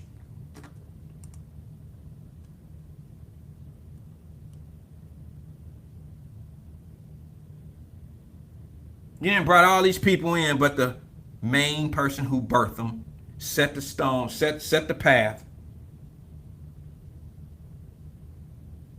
Set the path of how these children gonna be. It's everybody's fault. You forgot the dentist, Chief. You forgot the man at the penny candy store and shit who might put 1-2 pieces of penny candy in the bag. You forgot Vince Martin. You forgot everybody else in this kid's life. You forgot to mention them. You didn't say it. Everybody but the one person that everybody on the vine is saying. Everybody on the vine. We reading while you giving your press conference and you saying, we got to get the community leaders involved. We got to get the pastors involved in the church. We got to get these people involved. We got to get these people involved. You not one time mentioned they freaking mama or they daddy. And if that's what you meant, like we got to get these people involved to work with these parents, be clear, G. Because I'm a smart man. I sit back, I ain't the smartest, but I can sit back and figure shit out. Just give me a little bit of leeway so I can understand this shit. DB, you understand? Okay, I slid one in. It came off my heart. Vince Martin looked out for us when we were kids. Vince Martin owned a pony keg down on Lynn Street. And Chief Isaac blamed everybody that other than the person people that he should be blaming. DB caught up with that. DB said Vince Martin arcade candy store on Lynn. Shit. I didn't think anybody was going to catch that, but they did. Okay, my fault.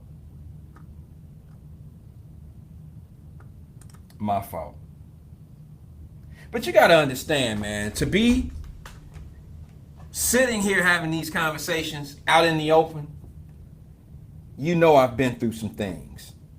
And I have the key to this problem. I promise you, I know the key. I got the key. It's just a matter of getting everybody on the same page. I need all of my people who think that this isn't a parent problem. I need us to have a conversation because you're right. It's not all the way a parent problem. But I need those same people to open their minds up and be strong with us. And I need you to understand that the reason why I say what I say about it being a parent problem, I'm gonna back up just a little bit. It's not because of what that kid did that night and the mama didn't even know. The mama thought he was doing a sleepover somewhere, huh? He or she thought that kid was out playing. They were going skating that night or doing something productive that night or having some fun that night. I'm not talking about that, G. I'm talking about the fact that your parent lost touch of you somewhere in the first 10 years or first 12 years of a child's life. And now you got people on the streets that are able to influence your kid and take your kid's personality away from who they are.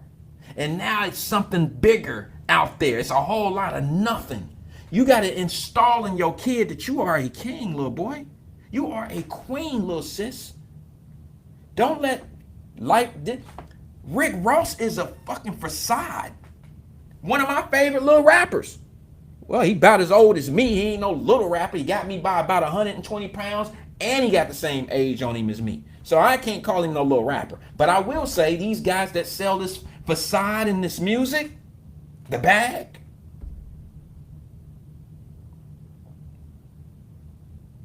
these guys are influencing our children. And it only take one kid that's off course who matches personalities with those songs and is willing to come get your kid, and baby, you got your hands full. You got your hands full. Let me say something before I get out of here. I got 10 minutes. And I'm going to give everybody a chance to hate me. Okay? I'm going to give you a chance to just not like my ass because I'm arrogant. I'm conceited. I'm going to give you a chance. Let me say something. Let me speak up one time for my brothers. Let me speak up one time for black men. Black men use me as their funnel to this right here. Let me tell these sisters what we out here doing as a black man. Let me tell you, on Friday, guess where I was? Friday, I was up in Columbus, Ohio. I was in Ohio. I was in Columbus, Ohio, getting my daughter with my family. We were getting my daughter her first apartment, not dorm. Okay, I want her in the dorm. Okay, I want her in the dorm. It's safer in the whole nine. But let me just be honest with you. Us brothers are doing shit like this. My baby got her own apartment. Moves in August the 1st. Okay, she's going to school. She has a father in her life. That's my baby. 20-year-old future dentist, future doctor. Got her heads in the book, and that's where she going because that's what I installed in her. Don't put your... Now, she going to make her mistake. She going to do some idiotic shit. I don't like the little dude she mess with. That's just being 100. She don't need to hear that shit. But I'm being honest. I don't like none of them. She could bring anybody home. I don't want to deal with none of them. I need you focused on what we've been doing. I need you focused on what I put in you. This is we all gas, no brakes to what we gotta do. You can mess with these knuckleheads or a boy later. Let's get our shit where something that nobody can take away from us. Once we get our degrees, that's for us. It's for her to keep. They can't take that away. But let me explain to you what our black daddies, what we doing out here. Let me explain it. So we grabbed my daughter a crazy ass apartment right near campus. Yeah, brothers doing that for their families. Maybe you shouldn't have chose the dude. Y'all know when I get right here, man, anything liable to come out of my mouth. I might be right back on Lynn Street and shit sometimes. I'm down at the smokestack when I get to talking, but I'm just gonna be honest with you. Y'all made the choice who y'all made. I guess I wasn't one of them popular dudes. I wasn't super fly for y'all. But it's some brothers out here, if you make better decisions, you have a better man in your life. Ooh, shit, Wyatt. Ooh, that was below the belt. God damn it. How dare you? How dare you tell that there's good black men out here? God damn it. How dare you? How dare you say that there's black women married? How dare you say that? Ooh, shit. You done gave this nothing ass dude all your youth, and now ain't no good black men out here. You crazy. Get out of here. That was your decision to spend your time with a mug that ain't doing nothing. That was your decision to get with the fly dude with the Jerry curl, with the curl going over to the side with the parts in his hair, all that old goofy ass shit. That was your no 401 Kevin, no 410K having ass dude. That was your decision. Ooh, shit. No dental plan having ass dude. That's your decision. Super slick ass Ricky. Pretty ass Ricky. You wanted that gangster shit. Okay. I'm just saying. I told my daughter, you bring a gangster in here, I'm gonna kill him. He won't be pretty Ricky. He gonna be scarred up Ricky. We don't do that gangster shit. We do that book shit. We do that next level about to get this money shit. That's what we do. We do that type of shit. Yeah, there ain't nothing soft over here, y'all. Sometimes I get on my shit and I get to talking and I be like, hey, you know, and I can spit it and let it be said. But the truth of the matter is, my daughters will tell you how it is. Like, I'm not like their friend. I tell them the way that if they hear it coming from a slick talking ass dude, they'll be like, oh shit, my daddy told me about y'all type. Now, mamas, I'm gonna be honest with you. Ooh, this gonna cut, but I gotta be honest with you.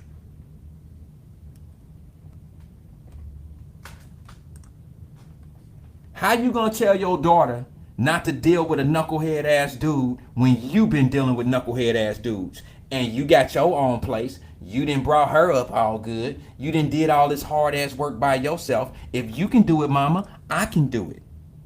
That's how they see that shit. You don't wanna be with no dude like that. You know, he ain't shit. Girl, he ain't shit. He ain't gonna do nothing for you. But you made it through it, mama. See, kids gonna do what they see.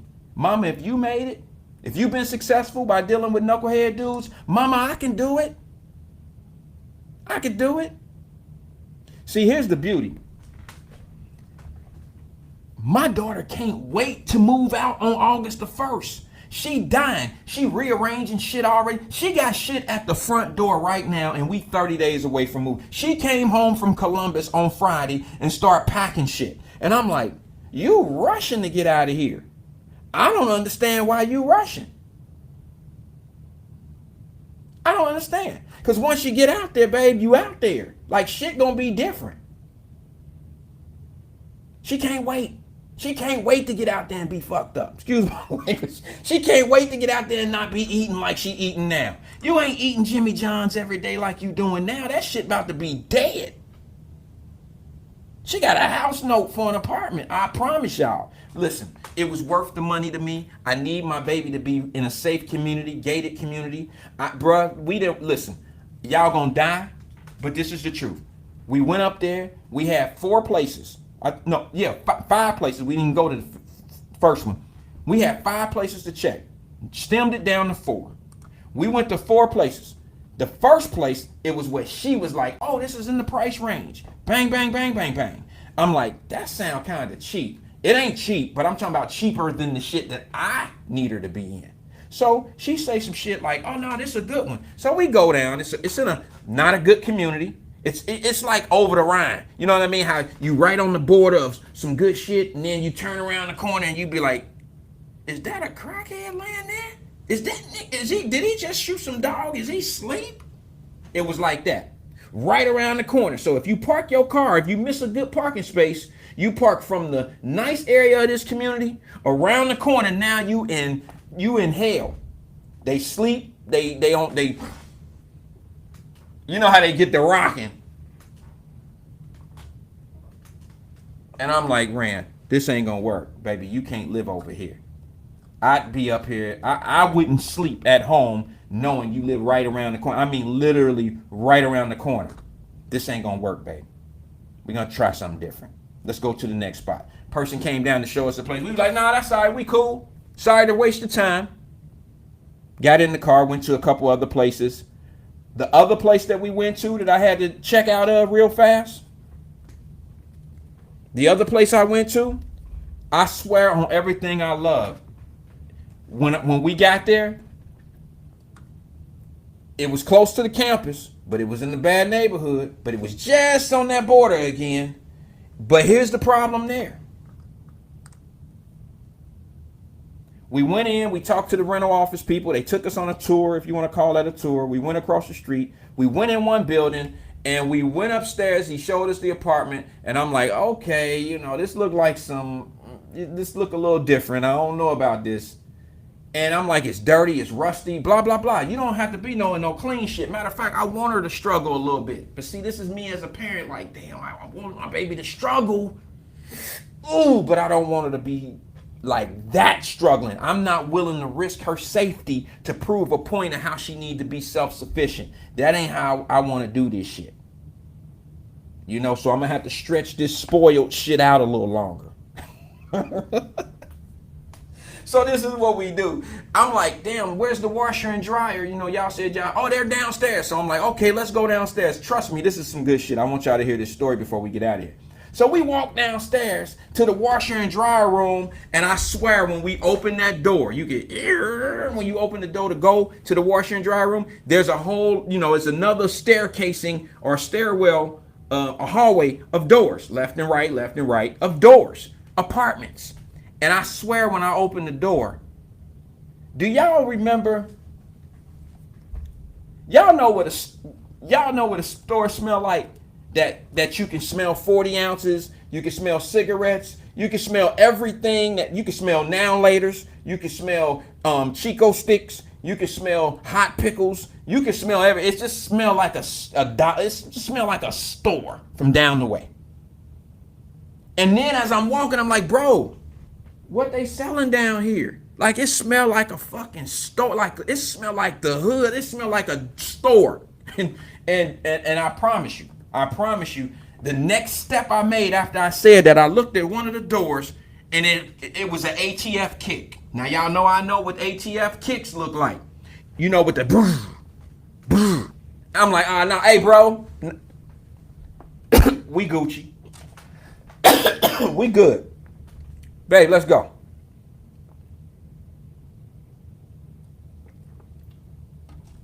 So they was like, okay, Dad, we gonna go we start walking back. My car was sitting right outside the rental office. And my wife and my daughter start walking into the rental office. I said, where y'all going? And they were like, we just gonna go get the application. I said, we don't need the application. We don't need nothing. Don't sign the log sheet. We ain't never been here. They cool. They cool. I didn't get no. They had these little free little gifts in the front of the rental office where you can get a little, a little flashlight or some old shit. I didn't want none of that. Now, when it come to free shit like that, I grab one of everything. I want the Nerf ball thing, the cushion thing that you calm your nerves. I want the keychains. I want the car charger thing. I want the little bitty ass penny bank that got the name on it. I want everything they give away for free. That's just me. And I ain't gonna never see it. I ain't gonna never play with it. I ain't gonna never have it in my life. I ain't gonna never get none of that shit. But I want the free shit. Give it here. But not in that place. I didn't want it. I said, y'all don't need the applications. Come on, we gone. We got somewhere to go. We got to get to this next one. We got to the next one, and Lord have mercy, we ended up doing this one. It was gated. It's a great community. It's right by it's up in Columbus. It's right by the Hodricks Medical Center, where she'll be going to school. It's right there. I mean, it's within walking distance. Matter of fact, you can look out of her window and you can see the freaking OSU stadium, the football stadium, right there. Matter of fact, in her parking lot, which it's gated, but it says right outside of the gate, it says, no parking for football games. So I was like, oh shit, you right by the stadium. This is right on campus. This is right here, right? So if you've been to Columbus and know what OSU look like, Ohio State, the Ohio State University, then you know where I'm talking about. Right there by the little mall. She's right in that complex. And I'm like, this is great. But the only problem is it's a house payment. It's a mortgage. But the first thing that came to my mind is, I set the tone of how my baby needs to be protected. I set the tone of how I need my kid to know what hard work puts in. You go to school, baby, you get the grades, and I'll provide everything else. We'll be here for you. I've set that tone. I'm a good ass daddy. Yes, I'm breaking my arm. Because some of y'all missed it. Some of y'all had to have slick ass pretty Ricky and let the good guys slide. Yes, y'all did now. So I'm speaking for all the brothers out here that take care of their responsibility and they do shit for they babies and they married and they take care of their business and they handle their shit. Big ups to the brothers, to the brothers, to the brothers, to the black men in the country who handle their business. I'm not just a member, I'm the freaking president.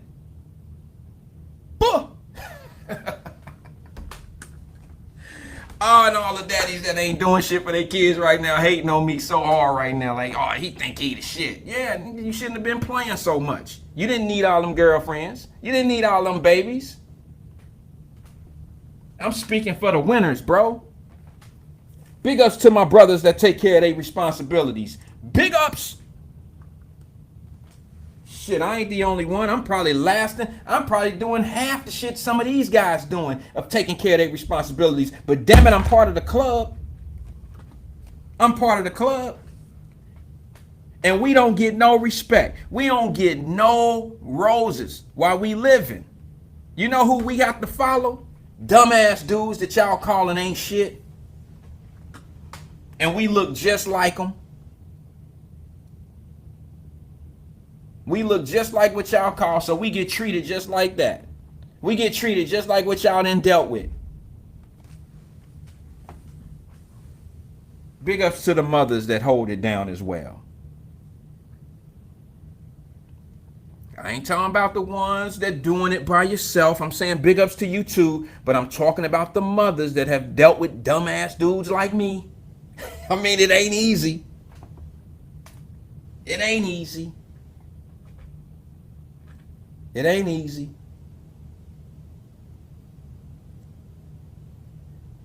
But I'm going to tell you something, man. It's deep on my heart right now, and then we're going to get out of here.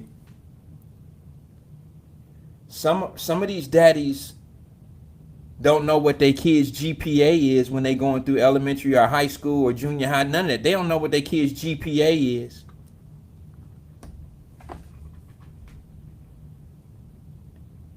But they have fun. They just live their life. They had their kids with you. And what I guess the moral to this story is, that's kind of some of our problem. That's some of what we got going on. This is the aftermath. This is part of the decisions that are made in our life early. This is it. Now, you know, you're always going to have some exceptions to the rules. You're always going to have exceptions to the data. You're always going to have an exception to what the averages say. You're always going to have one mother, two mothers, or three mothers, 4 mothers, 5 mothers, 6 mothers, 7 mothers, 8 mothers, 10 mothers who going to do it all on their own without that knucklehead dude. You always going to have that.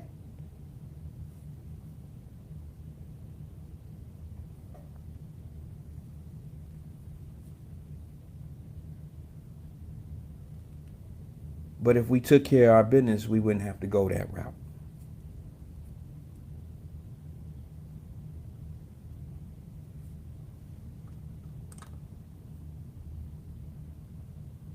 If we treated our queens as of queens, we treat our kings as of kings, we don't go that route.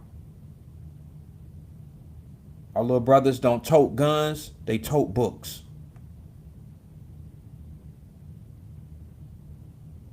They don't scout for glory. They live to be able to tell stories.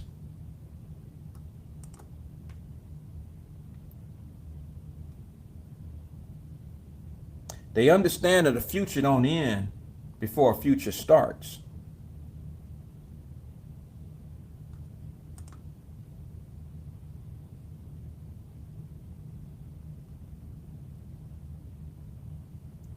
I didn't mean to preach tonight. I really didn't mean to preach. What I meant to do was explain why I feel the way I feel about certain things. And when someone tells me through Messenger or on a post that I don't do anything for my for the community, and you don't know me, oh, you're gonna get a reaction from me.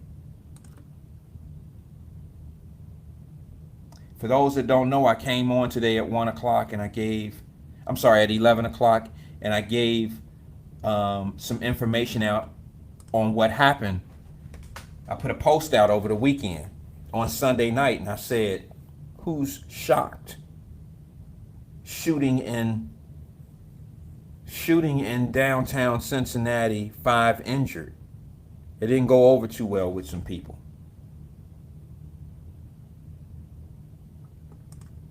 It didn't go over too well. But that's all right. Those are people who have never heard of the stories. They've never heard of Wyatt-Live. They've never been here before. They just happen to see some old random ass post because whoever made that message, who responded to the message, we're not friends on Facebook, so they don't really know anything. But they're part of a group that I send. You know, I put stuff in groups. Here's the crazy thing about it. I say a hell of a lot more positive things than I say, oh, me and my baby going to school, she's a senior, blah, blah. I say a lot of positive shit. I say more positive shit than I say negative shit. And the only reaction that I get from this person after all this time is a negative response to something that I put in one post. When I shout out kings and queens and I say the shit that I say and the say they name, when I bring up the death of our people in our own community and I say they're not getting enough attention, what do we need to do to make this shit stop? They don't plug in and say anything about those. They don't stop in and say, okay, what's that person's name? Sorry, prayers. But you critique everything that I said in that one day and say that I don't care about my community? I can guarantee you one thing, sis. I've given more to my community than your favorite person. And I don't even know you. But who is tell me your hero of your city. And let's just match up receipts. And when I say receipts, I don't mean it all has to be financials. I'm talking about hands and knees down on the ground, plugging into their community, giving back. I guarantee you my receipts, if it don't surpass your hero, they're going to be right there with your heroes. Guarantee it. My contributions did not come from a grant. My contributions did not come from the bank. My contributions did not come from the church or the ministers' groups. My contributions to my community came strictly from my pocket. All donations. Check written by me, my name on it. So the next time you want to check me, make sure you checking the right person. You better check the credentials, check my history, check my resources, check some of the people that might know me well before you start checking me, because you seen how that worked out when the family came and said, hey, you got him twisted. Like, you don't even know, sis. Like, matter of fact, you probably a fake page to be able to say some dumb shit like that about that guy. You don't even know what you're dealing with.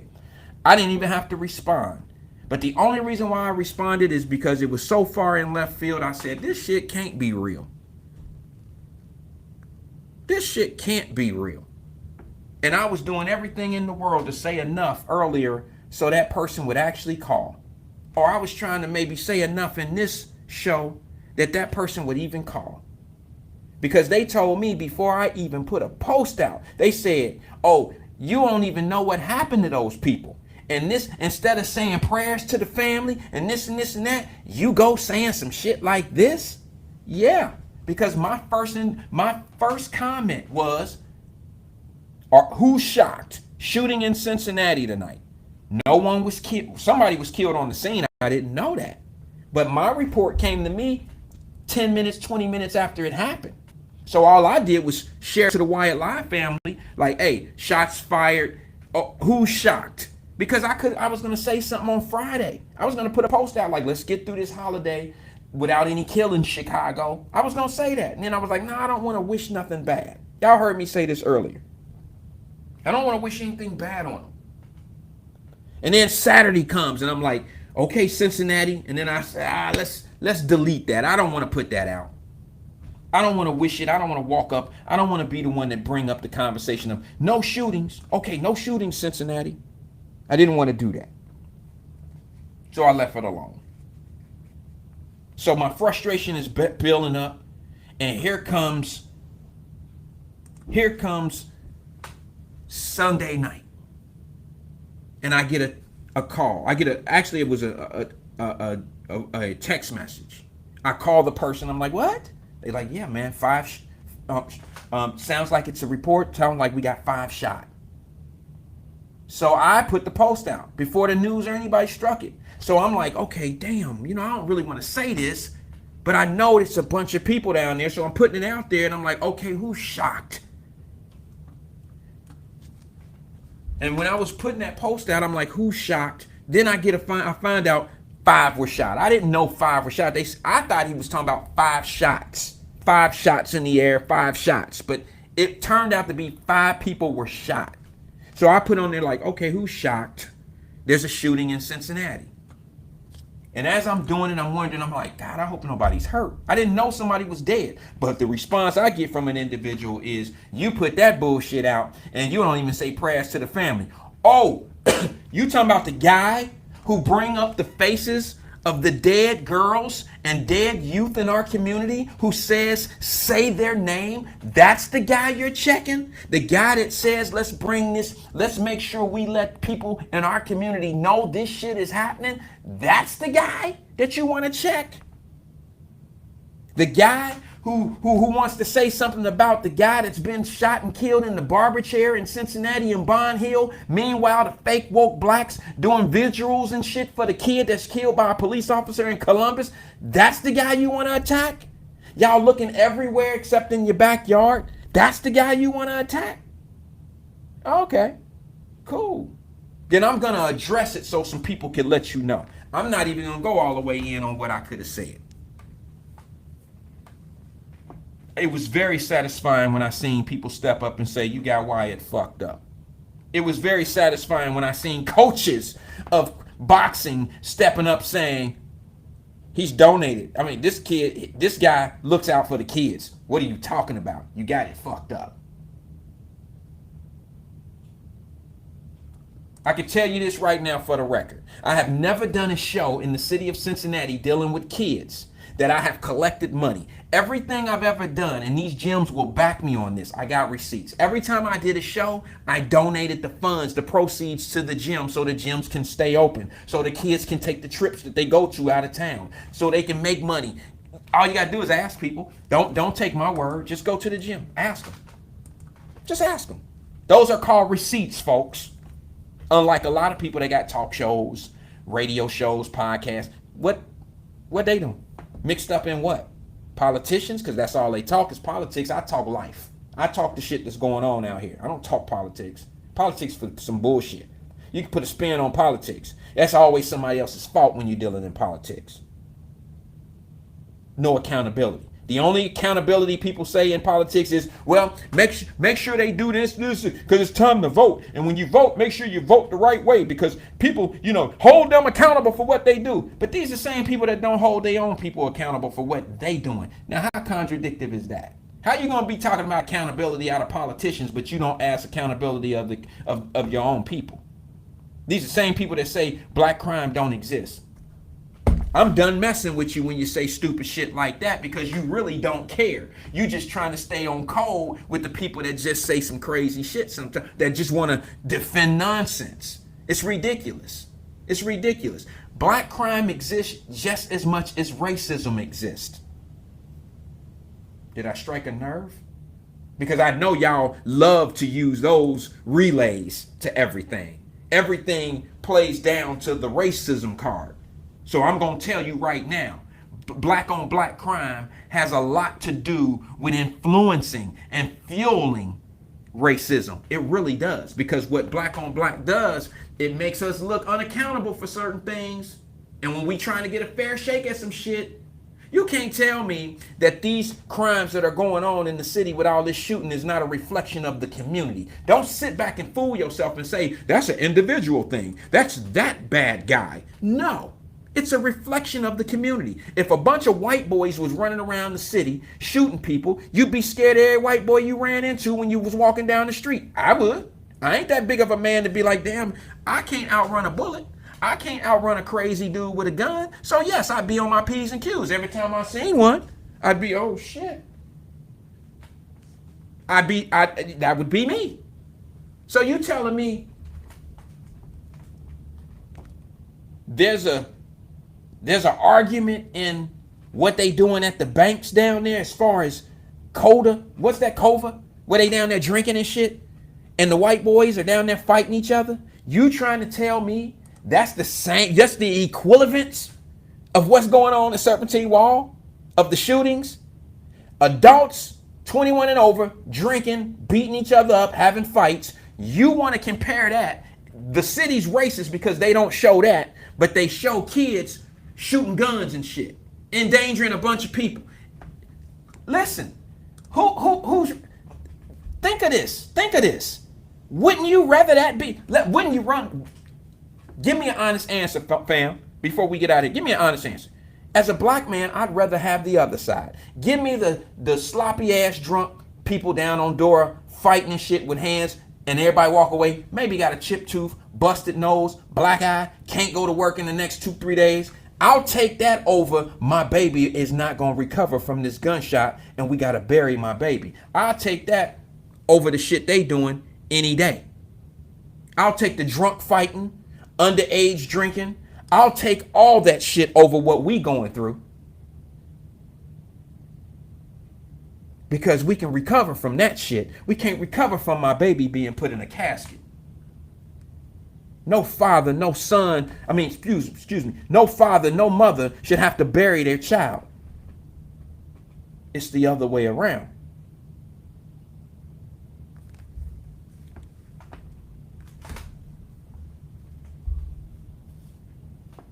Oh, man. And we say there's no issue, there's no problem. Are you serious? So you telling me that you would even put this in the same category? They don't say nothing about when them white folks be down that door. Thank you who said that. That was Lisa Smith. Good. Thank you. Good information, Lisa. I appreciate you, Queen. So they don't say nothing about them white folks down there fighting and shit down at the door about them beers and alcohol and all that old goofy shit they down there doing. I done told y'all. Stop comparing. Stop counting other people money. Stop looking at how they doing. Stop comparing. Stop looking at yourself and making the excuse what they doing. Come on now. Did that ever get you out of trouble when you was dealing with your mama and them and your brother did some shit and you did something and you snitch on your brother? That took away from what you actually did? Did it? Did it work for you? Because that don't work in the real world. You still getting your ass beat. Go get that switch. You still did what you did. I'll deal with him later.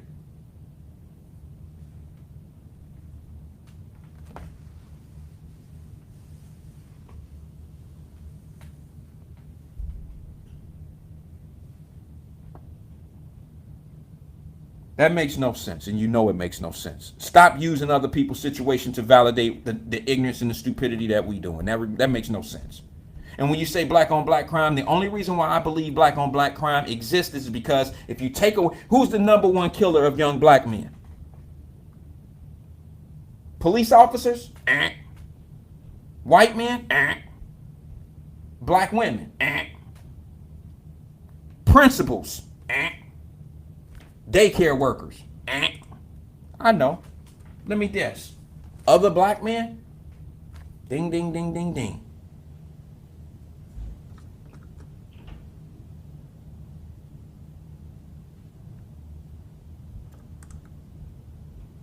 So now we gonna just pretend like black on black, because that sound like, ooh, it's a little touchy. Nobody really want to tap dance on that.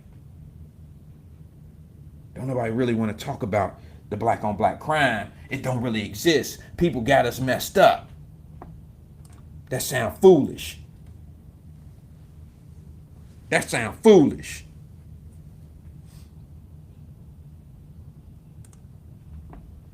I can answer that. Lisa Smith says, who's the number one killer for white men? For white men? Let me, hopefully I'm going to answer, because I love the question. Let me ask you so I make sure I understand the question first. Who's the number one killer for white men, meaning who's killing for them, or who's the number one killer amongst white men and amongst that race? It ain't black men. It's white men. That's what happens. But the difference here, sis, is this, and this is not really an argument.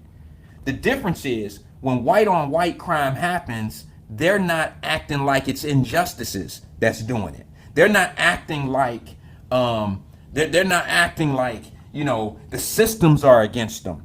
They're not acting like something's making them do the things that they're doing. They're not doing that.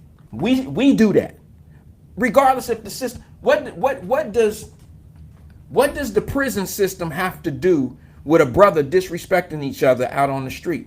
What system made the kids carry the guns at the damn fireworks on Sunday night? What system made the brother carry the gun to Chuck E. Cheese? Or I keep calling Dave and Buster Chuck E. Cheese. Same shit to me. What system made these brothers carry some guns and shit up at the damn Dave and Buster's, where it's a family-oriented place? What system made 200 little kids up at Kings Island run around? What system is making the kids go into the movie theaters and tearing up and being very disrespectful to the staff? What system is creating that? I know what system is waiting for their ass, but what system is causing that to happen? There is no system that's making kids act like that, that's making people go shoot each other. There's no system. These are decisions. These are choices made by individuals.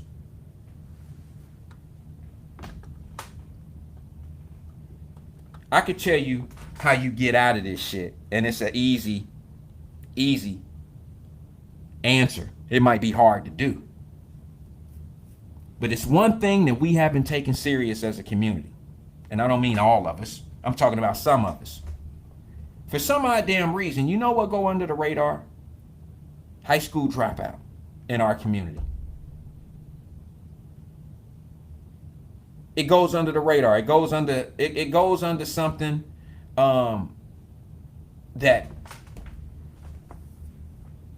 it's just one of them things that we know exists, but no one ever talks about it. No one ever talks about it. And I don't understand why people don't talk about it. Because if you really want successful families, if you really want successful kids, what I've learned early is it's all about education. I want to answer that. I really wish I had a whole lot of time, Lisa, but please, babe, please respect that I'm trying to avoid the question, because I haven't had the critical race theory subject topic come up yet. I'm not really. Let me tell you something. I want to answer this the right way, and I want it to make sense. I'm not big on critical race theory. Let me tell you why. It's not that I'm against it. It's I don't know if it's going to be done proper, because you're asking. I'm a big advocate of being self-taught. I hope this goes over well with you, Lisa. I hope you understand what I'm saying to you, little sis, when I say this. But I don't want the schools teaching my kids what they need to know as far as outside of what's necessary in school. Like, I need them to teach them how to read. I need them to teach them how to do the math, and I need them to learn how to do critical situations, okay, in school. But I don't need them to teach my kids what to read. I just need them to learn how to read. I'll teach them what to read, and I'll send them in the right direction of the proper information. I hope that makes sense. Because we all know that history has not been taught well in the schools in the first place. And if they can't teach what they want you to know the right way, then how they gonna teach you something that they don't really want you to know? How they gonna do that right? So I hope you understand where I'm coming from. Am I totally against it? Not really, but I ain't really with it either, because I just got a feeling like, just like our holidays, like Juneteenth, now that the government got a hold of it, little sis, it ain't gonna be what we thought it was. It's not gonna be right. It's another put some shit on the grill. She said it's not a class taught in high school or elementary, or high school. Oh, you're talking about the one that pre-exists. You're talking about the college. See, that's a little bit different. There's a reason why you have to learn that in law school. And it's the equivalent of knowing the percentages of certain things in school. It's almost, I don't know how to explain this without sounding like a super nerd. Okay. Why don't we do a show on critical race theory one day? And I'll break it down the way it really is. Y'all ain't gonna like what I say. You're not gonna like what I say. Okay. But it's telling you what you need to know. One day we'll do a show on it. Lisa, I'll inform you. Like the day before or a few days before, I'll say, hey, on such and such day, we're going to do critical race theory. But yes, in law school, critical race theory is a form of a platform, but it's not, it's a situation where you're learning through case study because of certain things that happen. It is not something put in place that's part of the criteria that, I mean, it's not a subject. Okay, it's case study. That's different. It's different. So we'll do a show on that one day, and it'll probably take our full 2 hours because it's deep. And you hear the arguments in critical race theory going in high schools and elementaries, and you hear the white folks, and then you hear some black folks who say you're tearing this country apart by making our kids believe and think certain things. No, what you're doing is you're bringing up truth of history of the country. Now, granted,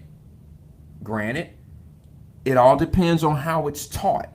You can teach slavery. Nothing good about slavery for black folks came out of slavery. Can't say that about the country. So you see how easily things can be manipulated? Where when there's somebody that has totally has been taken advantage of in a situation, or who totally is who has lost every sense of dignity for themselves, don't have anything to get out of slavery, but one group of people do, and you say, you got some people that say shit like it wasn't that bad. I mean, listen, long story. We'll do a show on that one day. I promise you. It's going to give mixed emotions. Some will be in tears because you couldn't get it from a better person. You're not going to get a person that's going to sit here and be totally biased one way or the other. You're going to get the real deal. You're going to get the real deal. And when I tell it the way it is, then hopefully everybody will come up with their own conclusion. You'll come up with if you think it's necessary, or if you think if it should happen or not happen.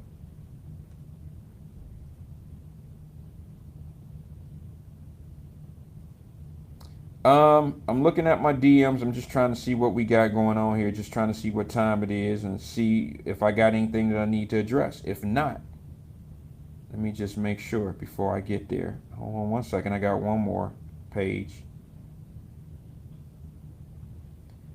Nope. Okay, I'll look at that one tomorrow. Okay. All right, so listen, this is what I want to do. I want to thank everybody for being here this evening, man. Listen, before I get out of here, I just want to say peace and love to everybody, and we need to work this thing out. And when I say work this thing out, I'm saying that there's no sense in us not being to combine our resources and combine our thoughts, combine our platforms, combine the things we need to come up with a rational. Can we put our brothers and sisters in one room and come up with a power play? I'm just curious. Crystal Powell, I'm gonna end it with you. You says, Crystal Powell, what's up, sis? She says, it is a way of understanding how American racism has shaped public policy and discourse that pits people of color. It is. That's why I told you it's gonna be a 2-hour situation. I'll do that soon. I'll do that one soon. And the reason why I'll do it soon is because I want everybody to understand the argument. I think it's only fair. I think we all should have a clear understanding of that and see if it plays a part in our day-to-day life today.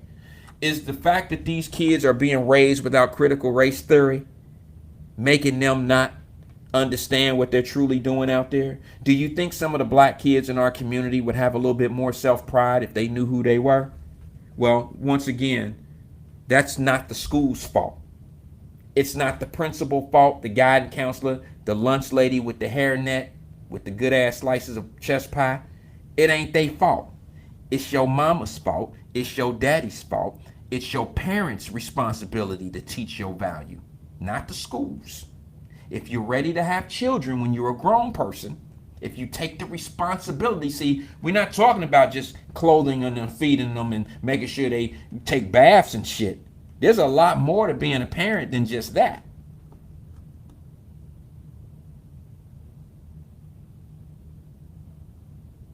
Somebody make me understand why people don't understand that. And then when the government step in and want to start talk about certain things and do certain things or start putting limitations, we confused. We don't know the difference between a privilege and a right. I've been told that shit all 2020. Only black folks don't know the difference. Shit. There's some people right now that think right now that welfare is a right. I got the right to get welfare. I got the right to have a certificate, a damn Section 8 certificate. I got the right to get that. Really? No. That's a privilege. It's a privilege to get certain assistance. Ain't no damn right. And we got to get out of this it's my right shit. You know, it's my rights. I got the rights to have this. I got the rights. No, stop getting your rights and your privileges confused, G. Stop it.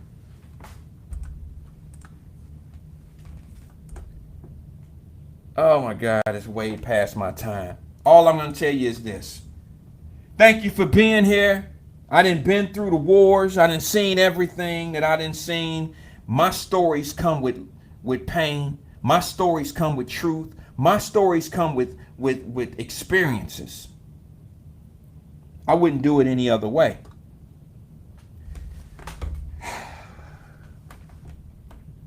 Thanks for joining the Wyatt-Live 5 p.m. show. I really appreciate you coming in today. See you tomorrow, same time, 5 p.m. I'm out.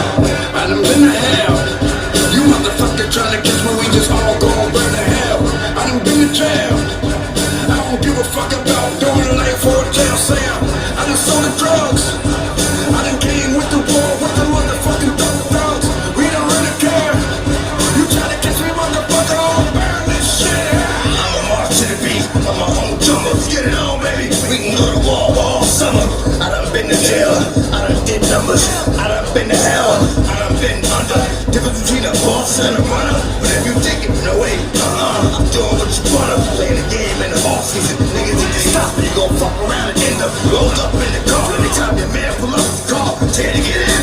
Don't do it, you think you're chasing, but I'm just leading you to a dead end. Luck stops here. That motherfucker 22 that bucks at you here. Fuck out of here. I done been to hell. You motherfucker trying to catch me, we just all gon' burn to hell. I done been to jail. I don't give a fuck about doing a life for a jail cell. I done sold the drugs. I done came with the war with the motherfucking thugs. We don't really care. You try to catch me, motherfucker, on the See you tomorrow at 5. The crack is still in back. Even if he told on me, I ain't tellin' that. You sure know you smoking. I'm serving in the open. Phone close range, my A-Rap don't scope. Catch me if you can. Plan B ain't a plan. Shooting like the 01 Marcus with the can. Candy, serving dog food in the can. Shorty jerked me off like the weekend at the Grammy. Feds try to get me like Rondo. Had the block jumping like Vince when he played with Toronto. It's easy buckets, see me cuffin'. Every piece of jewelry and 3D bustin'. Young French, yeah, with the Godfather trilogy. Best gift in France is a Statue of Liberty.